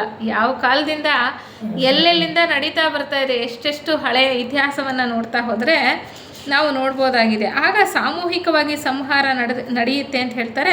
ಮತ್ತೆ ಕೆಲವರು ಮಕ್ಕಳು ಮತ್ತು ಹೆಂಗಸರನ್ನು ಮಾತ್ರ ರಕ್ಷಣೆ ಮಾಡಿ ಶಂಬಳ ದ್ವೀಪಕ್ಕೆ ಕರ್ಕೊಂಡು ಹೋಗ್ತಾರೆ. ಪ್ರತಿ ಸಾರಿನೂ ಇದೇ ಆಗ್ತಾ ಇರುತ್ತೆ. ಆದರೂ ಕೂಡ ಎಷ್ಟು ಸಾರಿ ಆಕ್ರಮಣ ಆದರೂ ಕೂಡ ಆರ್ಯರ ಶಾರೀರಿಕ ಲಕ್ಷಣಗಳು, ಪ್ರತಿಯೊಂದು ಮಹಾವಂಶಕ್ಕೂ ಕೂಡ ಶಾರೀರಿಕ ಲಕ್ಷಣಗಳಿರುತ್ತೆ, ಗುಣ ಸ್ವಭಾವಗಳಿರುತ್ತೆ. ಆ ಲಕ್ಷಣಗಳನ್ನು ಮನುವೇ ಅನೇಕ ಬಾರಿ ಆ ಒಂದು ಗುಂಪಿನಲ್ಲಿ ಜನ್ಮವನ್ನು ಪಡ್ಕೊಂಡು ಅಭಿವೃದ್ಧಿಯನ್ನು ಪಡಿಸ್ತಾ ಹೋಗ್ತಕ್ಕಂಥದ್ದು. ಹೀಗೆ ಆ ಆರ್ಯರ ಶಾರೀರಿಕ ಲಕ್ಷಣಗಳು ಪಾಪ ಮನು ಎಷ್ಟು 10 ಲಕ್ಷ ವರ್ಷಗಳ ಹಿಂದೆ ಪ್ರಾರಂಭ ಮಾಡಿದ್ದು, ಅದೆಲ್ಲವೂ ಕೂಡ ಯಾವುದೂ ಹಾಳಾಗದ ಹಾಗೆ ರಕ್ಷಣೆಯನ್ನು ಮಾಡ್ತಾ ಇದ್ರು ಅಂತ. ಮನು ಮತ್ತು ಅವನ ಸಹಾಯಕರು ಆದಷ್ಟು ಬೇಗನೆ ಪುನಃ ಆ ಕೆಲವೇ ಜನರಿದ್ದರಲ್ಲ ಅವರ ಗುಂಪಿನಲ್ಲಿ ಮತ್ತೆ ಹುಟ್ಟು ಬರ್ತಾ ಜನ್ಮವನ್ನು ಪಡ್ಕೊಳ್ತಾ ಆ ಒಂದು ಗುಂಪನ್ನು ಹೆಚ್ಚು ಮಾಡ್ತಾ ಅಭಿವೃದ್ಧಿಯನ್ನು ಸಾಧಿಸ್ತಕ್ಕಂಥ ಕೆಲಸವನ್ನು ಮಾಡ್ತಾ ಹೋದರು ಅಂತ ಹೇಳ್ತಾ ಬರ್ತಾರೆ. ಈ ಒಂದು ಆರ್ಯನ್ನರ ನಾಗರಿಕತೆ ಪ್ರಾರಂಭ ಆದಾಗ ಮಹಾನಗರದ ರಚನೆ ಹೇಗಾಯಿತು ಅಂತ ಹೇಳ್ತಾರೆ. ಒಂದು ಮಹಾನಗರದ ರಚನೆಯನ್ನು ಅವರು ಇಲ್ಲಿ ಹೇಳ್ತಾ ಹೋಗ್ತಾರೆ. ಅಂದರೆ ಈ ರೀತಿ ದೊಡ್ಡ ವಿನಾಶ, ಚಿಕ್ಕ ಪ್ರಳಯಗಳಾಗುತ್ತೆ, ಚಿಕ್ಕ ಆಕ್ರಮಣಗಳಾಗುತ್ತೆ. ಆದರೆ ದೊಡ್ಡದಾಗಿ ಎರಡನೆಯ ವಿನಾಶದ ನಂತರ ಆ ನಾಲ್ಕನೇ ಮಹಾವಂಶ ಸಾಕಷ್ಟು ವಿನಾಶ ಆಗೋಯ್ತಲ್ಲ, ಆಗ ಅದರ ನಂತರ ವೈವಸ್ವತಮನು ಮತ್ತೆ ವಿರಾಜ್ ಮತ್ತು ಸ್ಯಾಟರ್ನ್ಗೆ ಮಗನಾಗಿ ಹುಟ್ಟುತ್ತಾರೆ. ಅಲ್ಲಿಂದಾಚೆಗೆ 5ನೇ ಮಹಾವಂಶವಾದ ಆರ್ಯ ಮಹಾವಂಶ ಯಶಸ್ವಿಯಾಗಿ ಪ್ರಾರಂಭ ಆಯಿತು. ಯಾವಾಗ ಯಶಸ್ವಿಯಾಗಿ ಪ್ರಾರಂಭ ಆಯಿತು ಅಂದರೆ ಕ್ರಿಸ್ತಪೂರ್ವ 60,000 ವರ್ಷದ ಕಾಲಮಾನದಲ್ಲಂತೆ.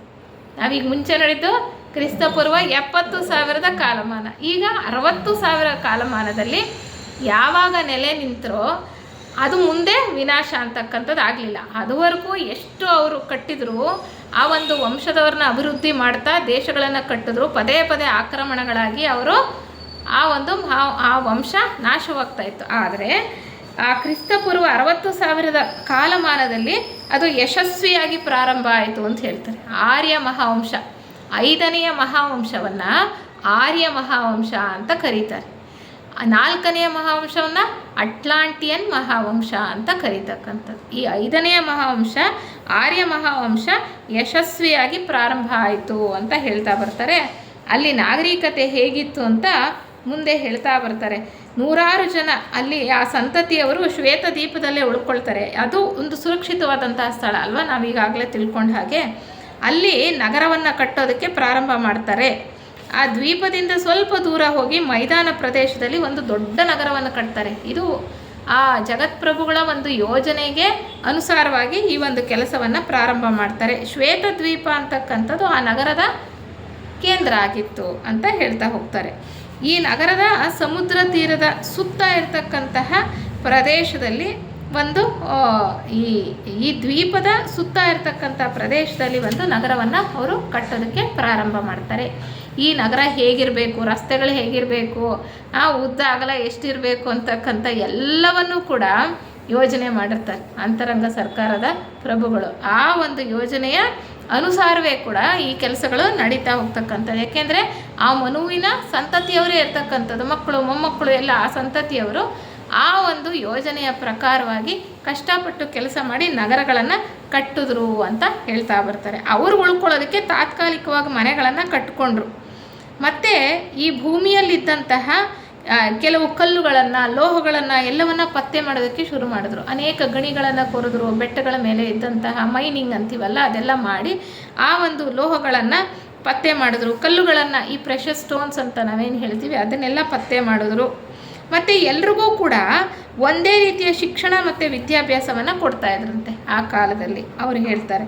ಮತ್ತು ಒಂದೇ ಕುಟುಂಬದವರು ಆಗಿರ್ತಿದ್ರು. ಎಷ್ಟೇ ಜನ ಇದ್ದರೂ ಕೂಡ, ಎಷ್ಟೇ ಕುಟುಂಬಗಳಿದ್ರೂ ಒಂದೇ ಕುಟುಂಬದವರು ಹಾಗೆ ಇರ್ತಾಯಿದ್ರು. ಯಾಕೆಂದರೆ ಹೇಳ್ತಾರೆ, ಈ ಮನುವೆ ಮತ್ತು ಆತನ ಸಹಾಯಕರು ಈ ಬೆಳೀತಾ ಇದ್ದಂತಹ ಗುಂಪಿನಲ್ಲಿ ನಿಜವಾದ ಸಹೋದರ ಭಾವ ಅಂತಕ್ಕಂಥದ್ದನ್ನು ಮೂಡಿಸಿದ್ರು ಅಂತ.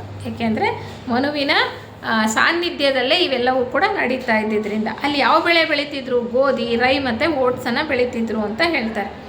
ಅಲ್ಲಿ ವಾಸ್ತುಶಿಲ್ಪದ ಶೈಲಿ ಬಹಳ ಚೆನ್ನಾಗಿತ್ತಂತೆ. ನಾವು ಈಗ ನೋಡಿ ಅಲ್ಲಿ ಅಷ್ಟು ಚೆನ್ನಾಗಿದೆ ಇಷ್ಟು ಚೆನ್ನಾಗಿದೆ ಅಂತೀವಿ, ಆದರೆ ಅದಕ್ಕೆ ಸಾಟಿನೇ ಇಲ್ಲ ಅಂತಾರೆ. ಈಗ ಭೂಮಿ ಮೇಲೆ ನೋಡ್ತಾ ಇರ್ತಕ್ಕಂಥದ್ದು ಏನೂ ಇಲ್ಲ ಅದ್ರ ಮುಂದೆ ಆ ಮಹಾನಗರವನ್ನು ಆ ರೀತಿ ಕಟ್ಟಿದ್ರು ಅಂತ ಹೇಳ್ತಾರೆ. ಅವರು ಹೇಳ್ತಾರೆ, ಅಲ್ಲಿ ಆ ಜೀವನ್ಮುಕ್ತ ಪದವಿಗೆ ಏರಿದಂಥವರೇ ಅಲ್ಲೆಲ್ಲ ಓಡಾಡ್ತಾ, ಜನ್ಮವನ್ನು ಪಡ್ಕೊಳ್ತಾ ಓಡಾಡ್ತಾ ಅಲ್ಲಿ ಎಲ್ಲವನ್ನು ಉಸ್ತುವಾರಿ ನೋಡ್ಕೊಳ್ತಾ ಇದ್ರಂತೆ. ಈ ನಗರವನ್ನು ಕಟ್ಟೋದಕ್ಕೆ ಬೇಕಾದಂತಹ ದರ್ಶನವನ್ನು ಕೊಡ್ತಾ ಇದ್ರು ಅಂತ ಹೇಳ್ತಾ ಹೋಗ್ತಾರೆ. ಅಲ್ಲಿ ದೇವಭಾಷೆಯನ್ನು ಬಳಸ್ತಾ ಇದ್ರು. ದೇವಭಾಷೆ ಅಂದರೆ ದೇವನಾಗರಿ ಅಂತೀವಿ, ಸಂಸ್ಕೃತ ಅಂತ. ಅದಕ್ಕಿಂತ ಹಿಂದೆ ಸೆನ್ಸಾರ್ ಅಂತ ನಮ್ಮ ಈ ಸೀಕ್ರೆಟ್ ಡಾಕ್ಟ್ರಿನಲ್ಲಿ ಇವರು HP ಬ್ಲವಾಟ್ಸ್ಕಿ ಅವರು ಹೇಳ್ತಾ ಹೋಗ್ತಕ್ಕಂಥದ್ದು. ಅಂದರೆ ಅದು ಒಂದು ರೀತಿ ಸಂಸ್ಕೃತಕ್ಕೆ ಮೂಲ ಅನ್ನುವಂಥ ರೀತಿಯಲ್ಲಿ ಸೆನ್ಸಾರ್ ಭಾಷೆ. ಇಲ್ಲಿ ಹೇಳ್ತಾರೆ, ಅವರು ದೇವಭಾಷೆ ಇಲ್ಲಿ ಬಳಸ್ತಾ ಇದ್ದಿದ್ದನ್ನು ಅವರು ಗಮನಿಸ್ತಾರಂತೆ ಲೇಖಕರು ಅವರ ದಿವ್ಯ ದೃಷ್ಟಿಯಲ್ಲಿ ಈ ಒಂದು ಮಹಾನಗರದಲ್ಲಿ. ಮತ್ತು ಕಟ್ಟಡಗಳು ಹೇಗಿರ್ತಿತ್ತು ಅಂದರೆ ಒಂದು ಗುಮ್ಮಟಗಳು ಇರ್ತಾ ಇತ್ತಂತೆ, ಕೆಳಭಾಗದಲ್ಲಿ ಅಗಲವಾಗಿರ್ತಾ ಇತ್ತು, ಮೇಲೆ ಹೋಗ್ತಾ ಹೋಗ್ತಾ ಆ ಗುಮ್ಮಟ ಗೋಳಾಕಾರವಾಗಿದ್ದಿದ್ದು ಚೂಪಾಗಿ ಹೋಗ್ತಾ ಇತ್ತು. ಹೆಂಗೆ ಅಂದರೆ ಈ ಕಮಲದ ಹೂವಿರುತ್ತೆ, ಮೊಗ್ಗಿರುತ್ತಲ್ಲ, ಕಮಲದ ಮೊಗ್ಗು, ಹಾಗೆ ಆ ಆಕಾರದಲ್ಲಿ ಕಟ್ಟಡಗಳನ್ನು ಕಟ್ತಾ ಇದ್ರಂತೆ. ಆ ಕಟ್ಟಡಗಳ ಮೇಲೆ ಏನಿತ್ತಂದರೆ ಸ್ತಂಭಗಳಿರ್ತಾ ಇತ್ತಂತೆ, ಎಷ್ಟೊಂದು ಅಗಾಧವಾದಂತಹ ದೊಡ್ಡ ದೊಡ್ಡ ಸ್ತಂಭಗಳಿರ್ತಾ ಇತ್ತು ಅಂತ ಹೇಳ್ತಾರೆ. ಮತ್ತು ಈ ತುಂಬ ಸುಂದರವಾಗಿತ್ತು ಈ ಒಂದು ಮಹಾನಗರ ನೋಡೋದಕ್ಕೆ, ಆ ಶ್ವೇತ ದ್ವೀಪ ಕೂಡ ನೋಡೋದಕ್ಕೆ ಅಂತ ಹೇಳ್ತಾರೆ. ಈ ಸ್ತಂಭ ಗೋಪುರಗಳಿತ್ತಲ್ಲ, ಅದು ಕಮಾನುಗಳು ಕೂಡ ಇತ್ತು. ಕಮಾನುಗಳು ನಾವು ನೋಡ್ತೀವಲ್ಲ ಈಗೆಲ್ಲ ಕಟ್ಟಿರ್ತಕ್ಕಂಥದ್ದು ಏನೂ ಇಲ್ಲ ಅಂತ ಹೇಳ್ತಾರೆ. ಬಿಳಿಯ ಅಮೃತ ಶಿಲೆಯಿಂದ ಕಟ್ತಾಯಿದ್ರು ಕಟ್ಟಡಗಳನ್ನು, ಬಿಳಿಯ ಅಮೃತ ಶಿಲೆಯಿಂದ ಕಟ್ತಾಯಿದ್ರು. ಅಲ್ಲಿ ಚಿನ್ನವನ್ನು ಬಳಸ್ತಾ ಇದ್ರಂತೆ. ಇವರೆಲ್ಲ ಗಣಿಗಾರಿಕೆಯಲ್ಲಿ ಚಿನ್ನವನ್ನು, ಲೋಹವನ್ನು ಹೆಕ್ಕಿ ತೆಗೆದಿದ್ರಲ್ಲ, ಆ ಚಿನ್ನದಿಂದ ಕುಸುರಿ ಕೆಲಸ ಮಾಡ್ತಾಯಿದ್ರು. ಈ ರತ್ನಗಳಿತ್ತಲ್ಲ, ಈ ಕಲ್ಲುಗಳು ಎಲ್ಲ ಪ್ರೆಷರ್ ಸ್ಟೋನ್ಸು, ಅದರಿಂದ ಕುಸುರಿ ಕೆಲಸ ಮಾಡಿ ಅಲ್ಲೆಲ್ಲ ಆಕರ್ಷಕವಾಗಿ ಮನೆಗಳನ್ನು ಕಟ್ಟಿದ್ರು ಅಂತ ಹೇಳ್ತಾ ಇರ್ತಾರೆ. ಈ ದ್ವೀಪದ ಮಧ್ಯಭಾಗದಲ್ಲಿ ಶ್ವೇತ ದ್ವೀಪ ಇತ್ತಲ್ಲ, ಅಲ್ಲಿ ಮಹಾನಗರ ಕಟ್ಟಕ್ಕೆ ಶುರು ಮಾಡಿದ್ರಲ್ಲ, ಅದನ್ನು ಕೇಂದ್ರವಾಗಿ ಇಟ್ಕೊಂಡು ಅದರ ಸುತ್ತ ಆ ಒಂದು ಮಧ್ಯಭಾಗದಲ್ಲಿ ಒಂದು ದೊಡ್ಡ ದೇವಸ್ಥಾನ ಇತ್ತಂತೆ, ದೊಡ್ಡದ ಅಗಾಧವಾಗಿದ್ದಂಥ ದೇವಸ್ಥಾನ. ಅಲ್ಲಿ ಒಂದು ದೊಡ್ಡ ಸಭಾಂಗಣ ಇತ್ತಂತೆ. ಅಲ್ಲಿ ವಿಶೇಷ ಸಂದರ್ಭಗಳು, ಧಾರ್ಮಿಕ ಹಬ್ಬಗಳು ಮತ್ತು ರಾಷ್ಟ್ರೀಯ ಆಚರಣೆಗಳು ಅಲ್ಲೂ ಕೂಡ ಇತ್ತು ನೋಡಿ. ಯಾವಾಗಲೂ ಒಂದೇ ಥರನೇ ಇರೋದು, ಆ್ಯಸ್ ಎಬೌವ್ ಸೋ ಬಿಲೋ. ಅದು ಅಂತರಂಗ ಸರ್ಕಾರದಲ್ಲೂ ಮೇಲೆ ಹೋಗ್ತಾನೋ ಸೂಕ್ಷ್ಮ ಲೋಕಗಳಲ್ಲೂ ಹಾಗೆ ಕೆಲಸ ನಡೆಯೋದು.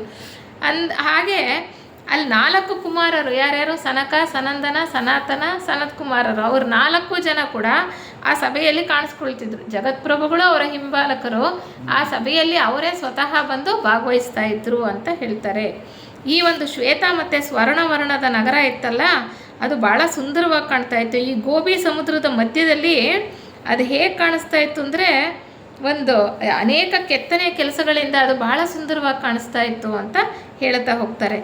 ಈ ದ್ವೀಪ ಒಂದು ಅಡ್ಡಗೆರೆ ಮತ್ತು ಉದ್ದಗೆರೆಯಿಂದ ವಿಭಾಗಿಸಲ್ಪಟ್ಟಂತ ಕಾಣಿಸ್ತದೆ. ಮೇಲಿಂದ ನೋಡಿದ್ರೆ ಈ ದ್ವೀಪ ಒಂದು ಅಡ್ಡಗೆರೆ, ಒಂದು ಉದ್ದಗೆರೆ, ಅದರಿಂದ ವಿಭಾಗಿಸಿದಾರೇನೋ, ಡಿವೈಡ್ ಮಾಡಿದ್ದಾರೆ ಅನ್ನೋ ಥರ ಕಾಣಿಸ್ತಿತ್ತಂತೆ. ಅದೇನು ಅಂದರೆ ರಸ್ತೆಗಳನ್ನು ಆ ರೀತಿ ಅವರು ಆಯೋಜನೆ ಮಾಡಿದ್ರು ಅಂತ ಹೇಳ್ತಾರೆ.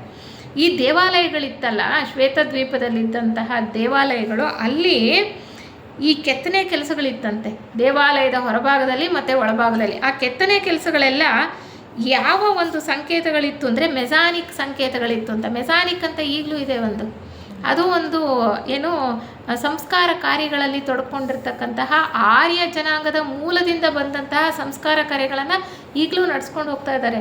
ಮನುಷ್ಯನ ವಿಕಾಸಕ್ಕೆ ಭಾಳ ಪ್ರಯೋಜನಕಾರಿಯಾಗಿರ್ತಕ್ಕಂತಹ ಕೆಲಸಗಳು. ಆ ಮೆಸಾನಿಕ್ ಸಂಕೇತಗಳನ್ನು ಈ ದೇವಾಲಯಗಳ ಗೋಡೆಗಳಲ್ಲಿ ಬಳಸಿದ್ರಂತೆ ನೋಡಿ. ಅದನ್ನು ನೋಡಿ ಹೇಳ್ತಾರೆ, ಇವೆಲ್ಲವೂ ಕೂಡ ಆರ್ಯರ ರಹಸ್ಯ ಸಂಸ್ಕಾರಗಳಿಂದ ಬಂದಿರತಕ್ಕಂಥದ್ದು ಈ ಮೆಸಾನಿಕ್ಕು ಸಂಕೇತಗಳು ಅಂತ ಹೇಳ್ತಾ ಹೋಗ್ತಾರೆ. ಈ ಒಂದು ಕೇಂದ್ರ ದೇವಾಲಯದಲ್ಲಿ ಒಂದು ಕೊಠಡಿಯನ್ನು ಉಪದೇಶ ಕೊಡೋದಕ್ಕೆ ಉಪಯೋಗಿಸ್ತಾ ಇದ್ರು. ದೀಕ್ಷೆಗಳನ್ನು ಕೊಡೋದಕ್ಕೆ, ಉಪದೇಶ ಕೊಡೋದಕ್ಕೆ ಅಂತ ಹೇಳ್ತೀವಲ್ಲ ಈಗ ಆಧ್ಯಾತ್ಮ ಮಾರ್ಗದಲ್ಲಿ ಮುಂದೆ ಹೋಗೋರಿಗೆ, ಅಂಥದಕ್ಕೋಸ್ಕರ ಒಂದು ಕೊಠಡಿಯನ್ನು ಮೀಸಲಾಗಿಟ್ಟಿದ್ರು. ಅಲ್ಲಿ ಹೇಳ್ತಾರೆ, ಈ ಭೌತಿಕ ಪರಮಾಣುವಿನಿಂದ ಪ್ರಾರಂಭ ಮಾಡಿ ಕ್ರಮಕ್ರಮವಾಗಿ ರಾಸಾಯನಿಕ ಪರಮಾಣುಗಳವರೆಗೆ ಕೆತ್ತನೆಗಳಿತ್ತಂತೆ ನೋಡಿ. ಅಲ್ಲಿ ಕೆತ್ತನೆಗಳು ಯಾವುದು, ಬೊಂಬೆಗಳಲ್ಲ, ಅಲ್ಲಿದ್ದಂಥ ಕೆತ್ತನೆಗಳು ಅಣು ಪರಮಾಣುಗಳ ಕೆತ್ತನೆಗಳು. ಆ ಅಣು ಪರಮಾಣುಗಳನ್ನು ಸಂಯೋಜನೆ ಮಾಡಿದ್ರೆ ಏನೇನು ಬರುತ್ತೆ, ಈಗ ನಾವು ಹೈಡ್ರೋಜನ್ನು ಆಕ್ಸಿಜನ್ನು ಸೇರಿದ್ರೆ ನೀರು ಬರುತ್ತೆ, ಅವೆಲ್ಲ ಈಗ ಕಟ್ಕೊಳ್ತಾ ಇರೋದು ಮತ್ತೆ ಅಲ್ವಾ. ಆ ನಾಗರಿಕತೆಗಳೆಲ್ಲ ಹೋದ್ಮೇಲೆ ಮತ್ತೆ ಹೊಸದಾಗಿ ನಾಗರಿಕತೆಗಳು ಬಂದಾಗ ಈ ಜನರ ಪ್ರಜ್ಞಾ ಮಟ್ಟಕ್ಕೆ ತಕ್ಕಂತೆ ನಾವು ಮತ್ತೆ ಎಲ್ಲವನ್ನು ಆವಿಷ್ಕಾರ ಮಾಡ್ತಾ ಎಲ್ಲವನ್ನು ಹುಡ್ಕೊಳ್ತಾ ಹೋಗ್ತಾ ಇರ್ತಕ್ಕಂಥದ್ದು. ಆ ಕಾಲದಲ್ಲಿ ನೋಡಿ, ಆ ಒಂದು ಬಹಳ ಪವಿತ್ರವಾದಂತಹ ದೇವಾಲಯದಲ್ಲಿ ಅಣು ಪರಮಾಣುಗಳು ಮತ್ತು ಅವುಗಳಿಂದ ಸಂಯೋಜನೆಗೊಂಡ್ರೆ ಯಾವ ಒಂದು ರಾಸಾಯನಿಕ ಕ್ರಿಯೆಯಿಂದ ಉತ್ಪನ್ನಗಳು ದೊರೀತವೆ ಅಂತಕ್ಕಂಥ ಕೆತ್ತನೆಗಳು ಇದ್ವು ಅಂತ ಹೇಳ್ತಾರೆ. ಅದಕ್ಕೆ ಹೇಳ್ತಾರೆ, ಈ ಭೂಮಿಯಲ್ಲಿ ಈಗ ಹೊಸದೇನೂ ಇಲ್ಲ. ಈಗ ಪ್ರಸ್ತುತ ನಾವು ನೋಡ್ತಾ ಹೋದರೆ ಯಾವುದು ಹೊಸದು ಅಂತ ಅನಿಸಲ್ಲ. ಯಾಕೆಂದರೆ ಅಂತಹ ಇನ್ನೂ ಬಹಳ ಉನ್ನತವಾದಂತಹ ಕೆತ್ತನೆ ಕೆಲಸ ಇರ್ಬೋದು, ಒಂದು ಕಟ್ಟಡಗಳಿರ್ಬೋದು, ಒಂದು ರಸ್ತೆಗಳಿರ್ಬೋದು, ಅಂಥದ್ದೆಲ್ಲ ಆಗಲೇ ನಾವು ನೋಡೋದಕ್ಕೆ ಸಾಧ್ಯ ಆಯಿತು ಅಂತ ಹೇಳ್ತಾ ಹೋಗ್ತಾರೆ. 4 ದಳಗಳಿದ್ದಂತಹ ಗುಲಾಬಿ ಹೂವಿನ ಆಕಾರದ ಒಂದು ಪರಮಾಣು ಚಿತ್ರ ಇತ್ತಂತೆ. ಅಣು ಪರಮಾಣುಗಳ ಚಿತ್ರ 4 ದಳ ಅಂದರೆ 4 ಪೆಟಲ್ಸ್ ಇರುತ್ತಲ್ಲ, ಆ ಹೂವಿನ ಆಕಾರದಲ್ಲಿ ಇದ್ದಂಥದ್ದು. ಇನ್ನೊಂದು ಹೇಳ್ತಾರೆ ನೋಡಿ, ಅರ್ಧ ಭಾಗಕ್ಕಿಂತ ಹೆಚ್ಚಾಗಿ ಉಬ್ಬಿದ್ದಂತಹ ಮಾದರಿಗಳಿದ್ದು. ಅನೇಕ ಮಾಡೆಲ್ಸ್ ಇಟ್ಟಿದ್ರಲ್ಲಿ, ಮಾಡೆಲ್ಸ್ ಕೆತ್ತನೆ ಕೆಲಸ ಅಲ್ಲದೆ ಮಾಡೆಲ್ಗಳು ಇದ್ವು. ಆ ಆ ಮಾಡೆಲ್ಗಳಲ್ಲಿ, ಮಾದರಿಗಳಲ್ಲಿ ಪ್ರಾಣಶಕ್ತಿಯ ಪರಮಾಣು ಹೆಂಗಿರುತ್ತೆ ಅದೊಂದು ಮಾಡೆಲ್. ಪ್ರಾಣಶಕ್ತಿಯ ಪರಮಾಣು ಅವರೆಲ್ಲ ಭಾಳ ಉನ್ನತವಾಗಿ ಬೆಳೆದಂತಹ ಜೀವರುಗಳಲ್ವ, ಅವರೆಲ್ಲ ಮುಂದೆ ಜೀವನ್ಮುಕ್ತರಾಗಿ ಬೇಗ ಹೋದಂಥವ್ರು. ಅಲ್ಲದೆ ಮನುಗಳ ಸಾಂಗತ್ಯದಲ್ಲಿ ಆ ವಂಶವನ್ನು ಪ್ರಾರಂಭದಲ್ಲಿ ಅಭಿವೃದ್ಧಿಯ ಒಂದು ಶಿಖರಕ್ಕೆ ಕೊಂಡೊಯ್ದಂಥವರು. ಸರ್ಪದ ಆಕಾರದಲ್ಲಿದ್ದಂತಹ ಆಮ್ಲಜನಕದ ಪರಮಾಣು ಇತ್ತಂತೆ, ಮತ್ತು ಬೆಲೂನಿನ ಆಕಾರದಲ್ಲಿದ್ದಂತಹ ಸಾರಜನಕದ ಪರಮಾಣು. ಹೀಗೆ ಇಂತಹ ಉನ್ನತವಾದಂತಹ ಕೆತ್ತನೆಗಳಿತ್ತು ಅಲ್ಲಿ. ನಾವು ಈಗ ನೋಡ್ತಕ್ಕಂಥ ಮಾಮೂಲಿ ಅಲ್ಲ, ಆದರೆ ಈಗಲೂ ಕೂಡ ನೋಡಿ ಸುದರ್ಶನ ಚಕ್ರ ಇರ್ಬೋದು, ಇನ್ನೊಂದು ಅದರ ಅಂತರಾಳದಲ್ಲಿ ಇರ್ತಕ್ಕಂಥ ಶ್ರೀಚಕ್ರ, ಎಷ್ಟೋ ದೇವಾಲಯಗಳ ಗೋಡೆಗಳಲ್ಲಿ ಅಲ್ಲಿ ಇಲ್ಲಿ ಕೆತ್ತಿರೋದನ್ನು ನಾವು ನೋಡ್ತೀವಿ. ಅಂದರೆ ನಮಗದ್ರ ತಿಳುವಳಿಕೆ ಇಲ್ಲ, ಗೊತ್ತಿಲ್ಲ. ಅದನ್ನು ಗಮನಿಸಿ ನೋಡಿ ಹೇಳಿದಾಗ ನಮಗೆ ಗೊತ್ತಾಗ್ತಕ್ಕಂಥದ್ದು.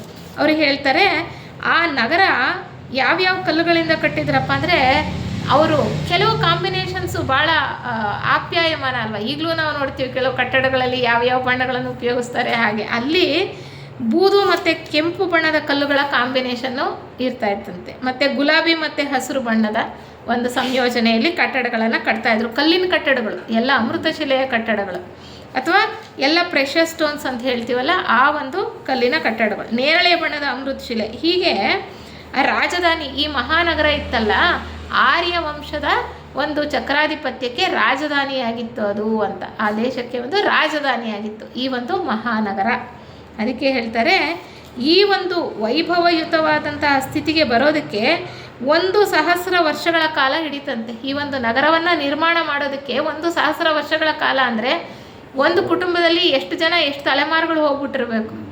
ಅಲ್ಲಿವರೆಗೂ ಈ ಕೆಲಸ ನಡೀತಾನೆ ಇತ್ತು. ಈ ಮಹಾನಗರದ ಒಂದು ಏನು ವ್ಯಾಪಕತೆ, ಅದು ಕಟ್ಟೋದಕ್ಕೆ ಇಷ್ಟು ಸಮಯ ಹಿಡಿತು ಅಂತ. ಯಾರಿಗೋಸ್ಕರ ಮಾಡಿದ್ರು? ಮುಂದೆ ಬರ್ತಕ್ಕಂತಹ ಜನರಿಗೋಸ್ಕರ ಅವ್ರು ಕಷ್ಟಪಟ್ಟು ಇಂಥ ದೊಡ್ಡ ಮಹಾನಗರವನ್ನು ಕಟ್ತಾರೆ. ಆದರೆ ಅದರ ವೈಭವವನ್ನು ಉಳಿಸ್ಕೊಂಡು ಆ ಪವಿತ್ರತೆಯನ್ನು ಕಾಪಾಡಿಕೊಂಡು ಎಷ್ಟರ ಮಟ್ಟಿಗೆ ಮುಂದೆ ಬಂದಂತಹ ಜೀವರುಗಳು ಹೋದರು ಅನ್ನೋದು ನಾವು ಇತಿಹಾಸವನ್ನು ನೋಡಿದ್ರೆ ನಮಗೆ ಗೊತ್ತಾಗ್ತಾ ಹೋಗುತ್ತೆ ಅಂತ. ಈಗಿನ ಕಾಲದ ಬಹಳ ಬೆಲೆಯುಳ್ಳಂತಹ ಒಂದು ಚಾಲ್ಸೆಡೋನಿ ಅಂತಕ್ಕಂತಹ ಬೆಲೆಯುಳ್ಳಂತಹ ಚಪ್ಪಡಿಗಳನ್ನು ಕೂಡ ಉಪಯೋಗಿಸ್ತಾ ಇದ್ರಂತೆ. ಈ ನಗರಗಳನ್ನು ಕಟ್ಟುವಾಗ 160 ಅಡಿ ಉದ್ದದ ಚಪ್ಪಡಿಗಳನ್ನು ಅವರು ತಂದು ರಸ್ತೆಗೆ ಹಾಕ್ತಿದ್ರಂತೆ. ಹೆಂಗೆ ಅಂದರೆ ಕೈಯಲ್ಲ, ಯಾವುದೇ ಯಂತ್ರ ಉಪಯೋಗಿಸಲ್ಲ. ಅವರಿಗೆಲ್ಲ ಅತೀಂದ್ರಿಯ ಶಕ್ತಿ ಇತ್ತು. ಏಕೆಂದರೆ ಭಾಳ ಮುಂದುವರೆದಂಥವ್ರಲ್ವ ಅವರು. ಆಧ್ಯಾತ್ಮ ಪಥದಲ್ಲಿ ಅನೇಕ ಸಿದ್ಧಿಗಳಿತ್ತು.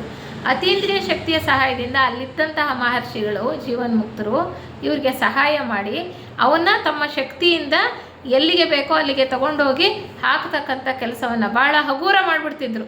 ಈಗ ಭಾರವಾಗಿರೋದನ್ನು ಹಗುರ ಮಾಡ್ತಕ್ಕಂಥದ್ದು ಅವೆಲ್ಲ ಇದೆಯಲ್ಲ ಸಿದ್ಧಿಗಳು.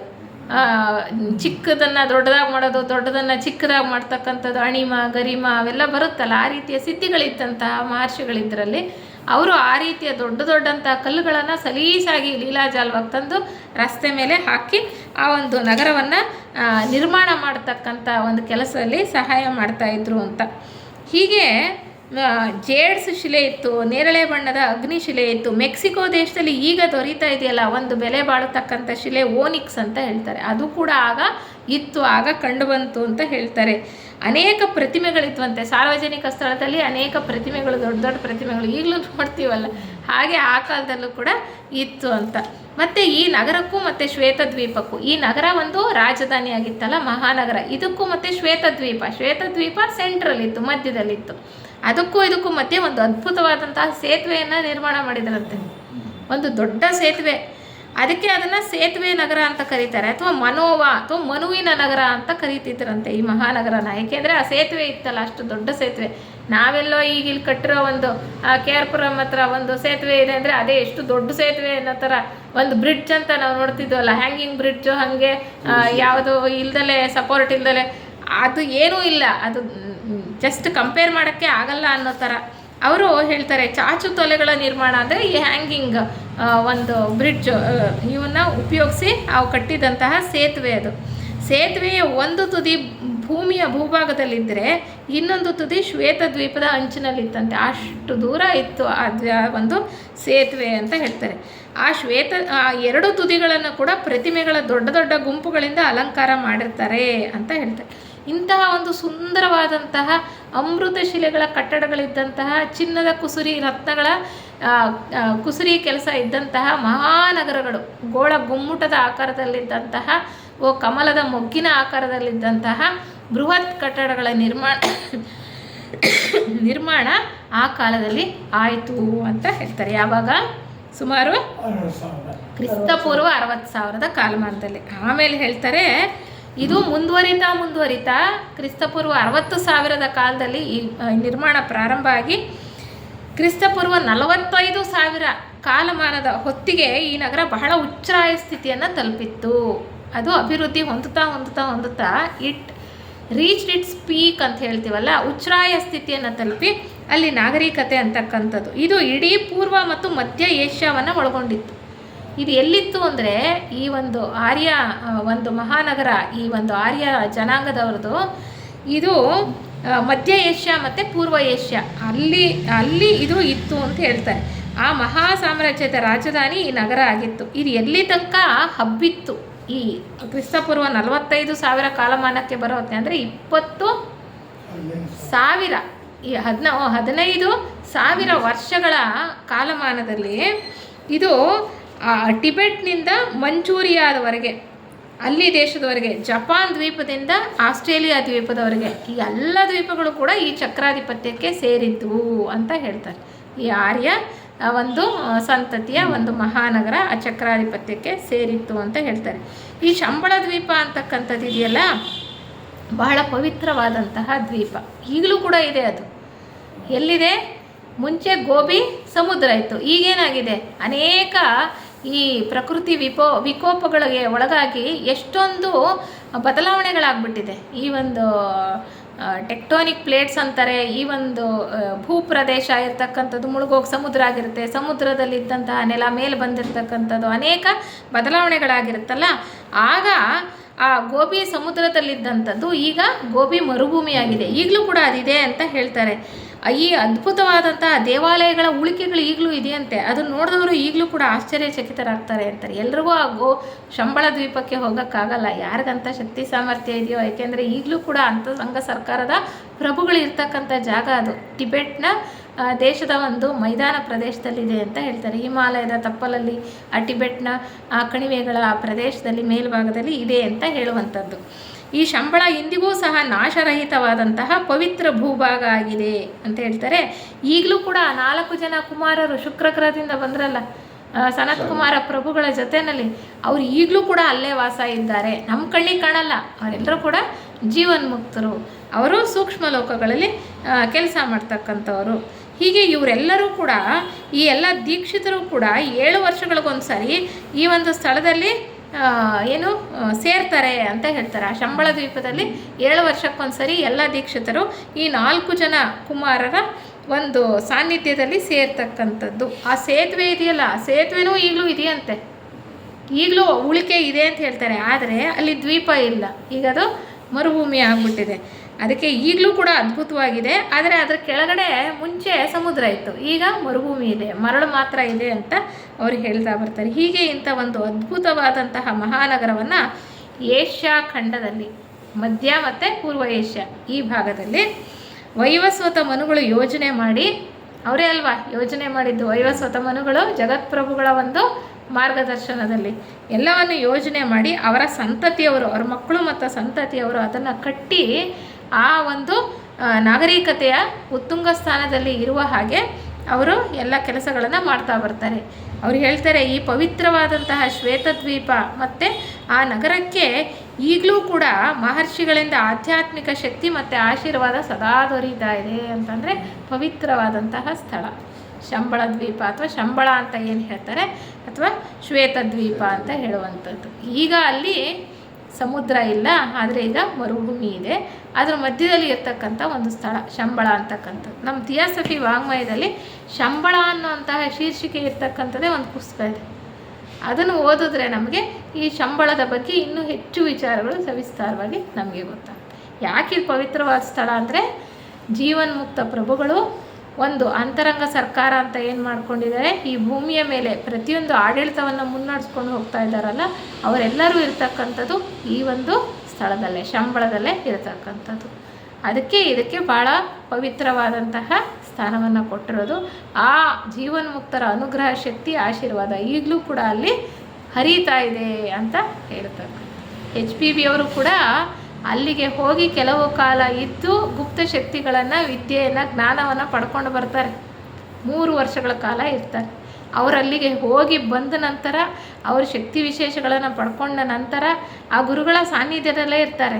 ಯಾರು ಮೌರ್ಯರು ಮತ್ತು ಕುತುಮಿಯವರು ಇರ್ತಾರಲ್ಲ, ಅವರೇ ಅವರಿಗೆ ಗುರುಗಳು, ಮಾರ್ಗದರ್ಶಕರು. ಅವ್ರು ಚಿಕ್ಕಂದಲ್ಲಿದ್ದಾಗಲಿಂದ ಅವ್ರನ್ನ ಗಮನಿಸ್ತಾ ಅವ್ರಿಗೆ ಸರಿಯಾದಂಥ ಮಾರ್ಗದರ್ಶನವನ್ನು ಕಾಲಕ್ಕೆ ಕೊಡ್ತಾ ಹೋಗ್ತಾ ಇರ್ತಾರೆ. ಅವರು ಅಲ್ಲಿ ಹೋಗಿ ಶಂಬಳದಲ್ಲಿ ಇದ್ದು 3 ವರ್ಷಗಳ ಕಾಲ ಆ ಒಂದು ಸನಾತನ ಜ್ಞಾನವನ್ನು, ವಿದ್ಯೆಯನ್ನು ಪಡ್ಕೊಂಡು ಅದನ್ನು ಅಧ್ಯಯನ ಮಾಡಿ ಆ ಮಹರ್ಷಿಗಳ ಮಾರ್ಗದರ್ಶನದಲ್ಲಿ ತಿಳ್ಕೊಂಡು ಬಂದು ನಂತರ ಅವರು ಬರೆದಂಥದ್ದು ಸೀಕ್ರೆಟ್ ಡಾಕ್ಟ್ರಿನ್ ಗ್ರಂಥ. ನಂತರ ಅದಕ್ಕೆ ಮುಂಚೆ ಅವರು ಪ್ರಾರಂಭ ಮಾಡಿದ್ದು ಥಿಯೋಸಾಫಿಕಲ್ ಸೊಸೈಟಿ 1875ರಲ್ಲಿ. 1886ರಲ್ಲಿ ಸೀಕ್ರೆಟ್ ಡಾಕ್ಟ್ರಿನ್ ಗ್ರಂಥವನ್ನು ಬರೀತಾರೆ. ಅದಕ್ಕೆ ಮುಂಚೆ 1877ರಲ್ಲಿ ಐಸಿಸ್ ಅನ್ವೇಲ್ಡ್ ಅಂತ ಆ ಒಂದು ಗ್ರಂಥವನ್ನು ಕೂಡ ಬರೀತಾರೆ. ಇಷ್ಟು ಇತಿಹಾಸ ನಮ್ಮ ಥಿಯಾಸಫಿ ಒಂದು ಸೊಸೈಟಿಯ ಹಿಂದೆ ಇರ್ತಕ್ಕಂಥದ್ದು, ಆ ಕಿಂಕರರ ಗುಂಪು ಹೇಗೆ ಕೆಲಸ ಮಾಡ್ತಾಯಿದೆ, ಈ ಒಂದು 5ನೇ ಮಹಾವಂಶದ ಪ್ರಾರಂಭ ಕಾಲದಲ್ಲಿ ಹೇಗಿತ್ತು ಅಲ್ಲಿ ಜನಜೀವನ, ಸ್ಥಿತಿಯ ಗತಿಗಳು ಅಂತಕ್ಕಂಥದ್ದು ಈ ಒಂದು ಅಧ್ಯಾಯದಲ್ಲಿ ನಾವು ತಿಳ್ಕೊಳ್ಬೋದಾಗಿದೆ. ಎಲ್ರಿಗೂ ಧನ್ಯವಾದಗಳು.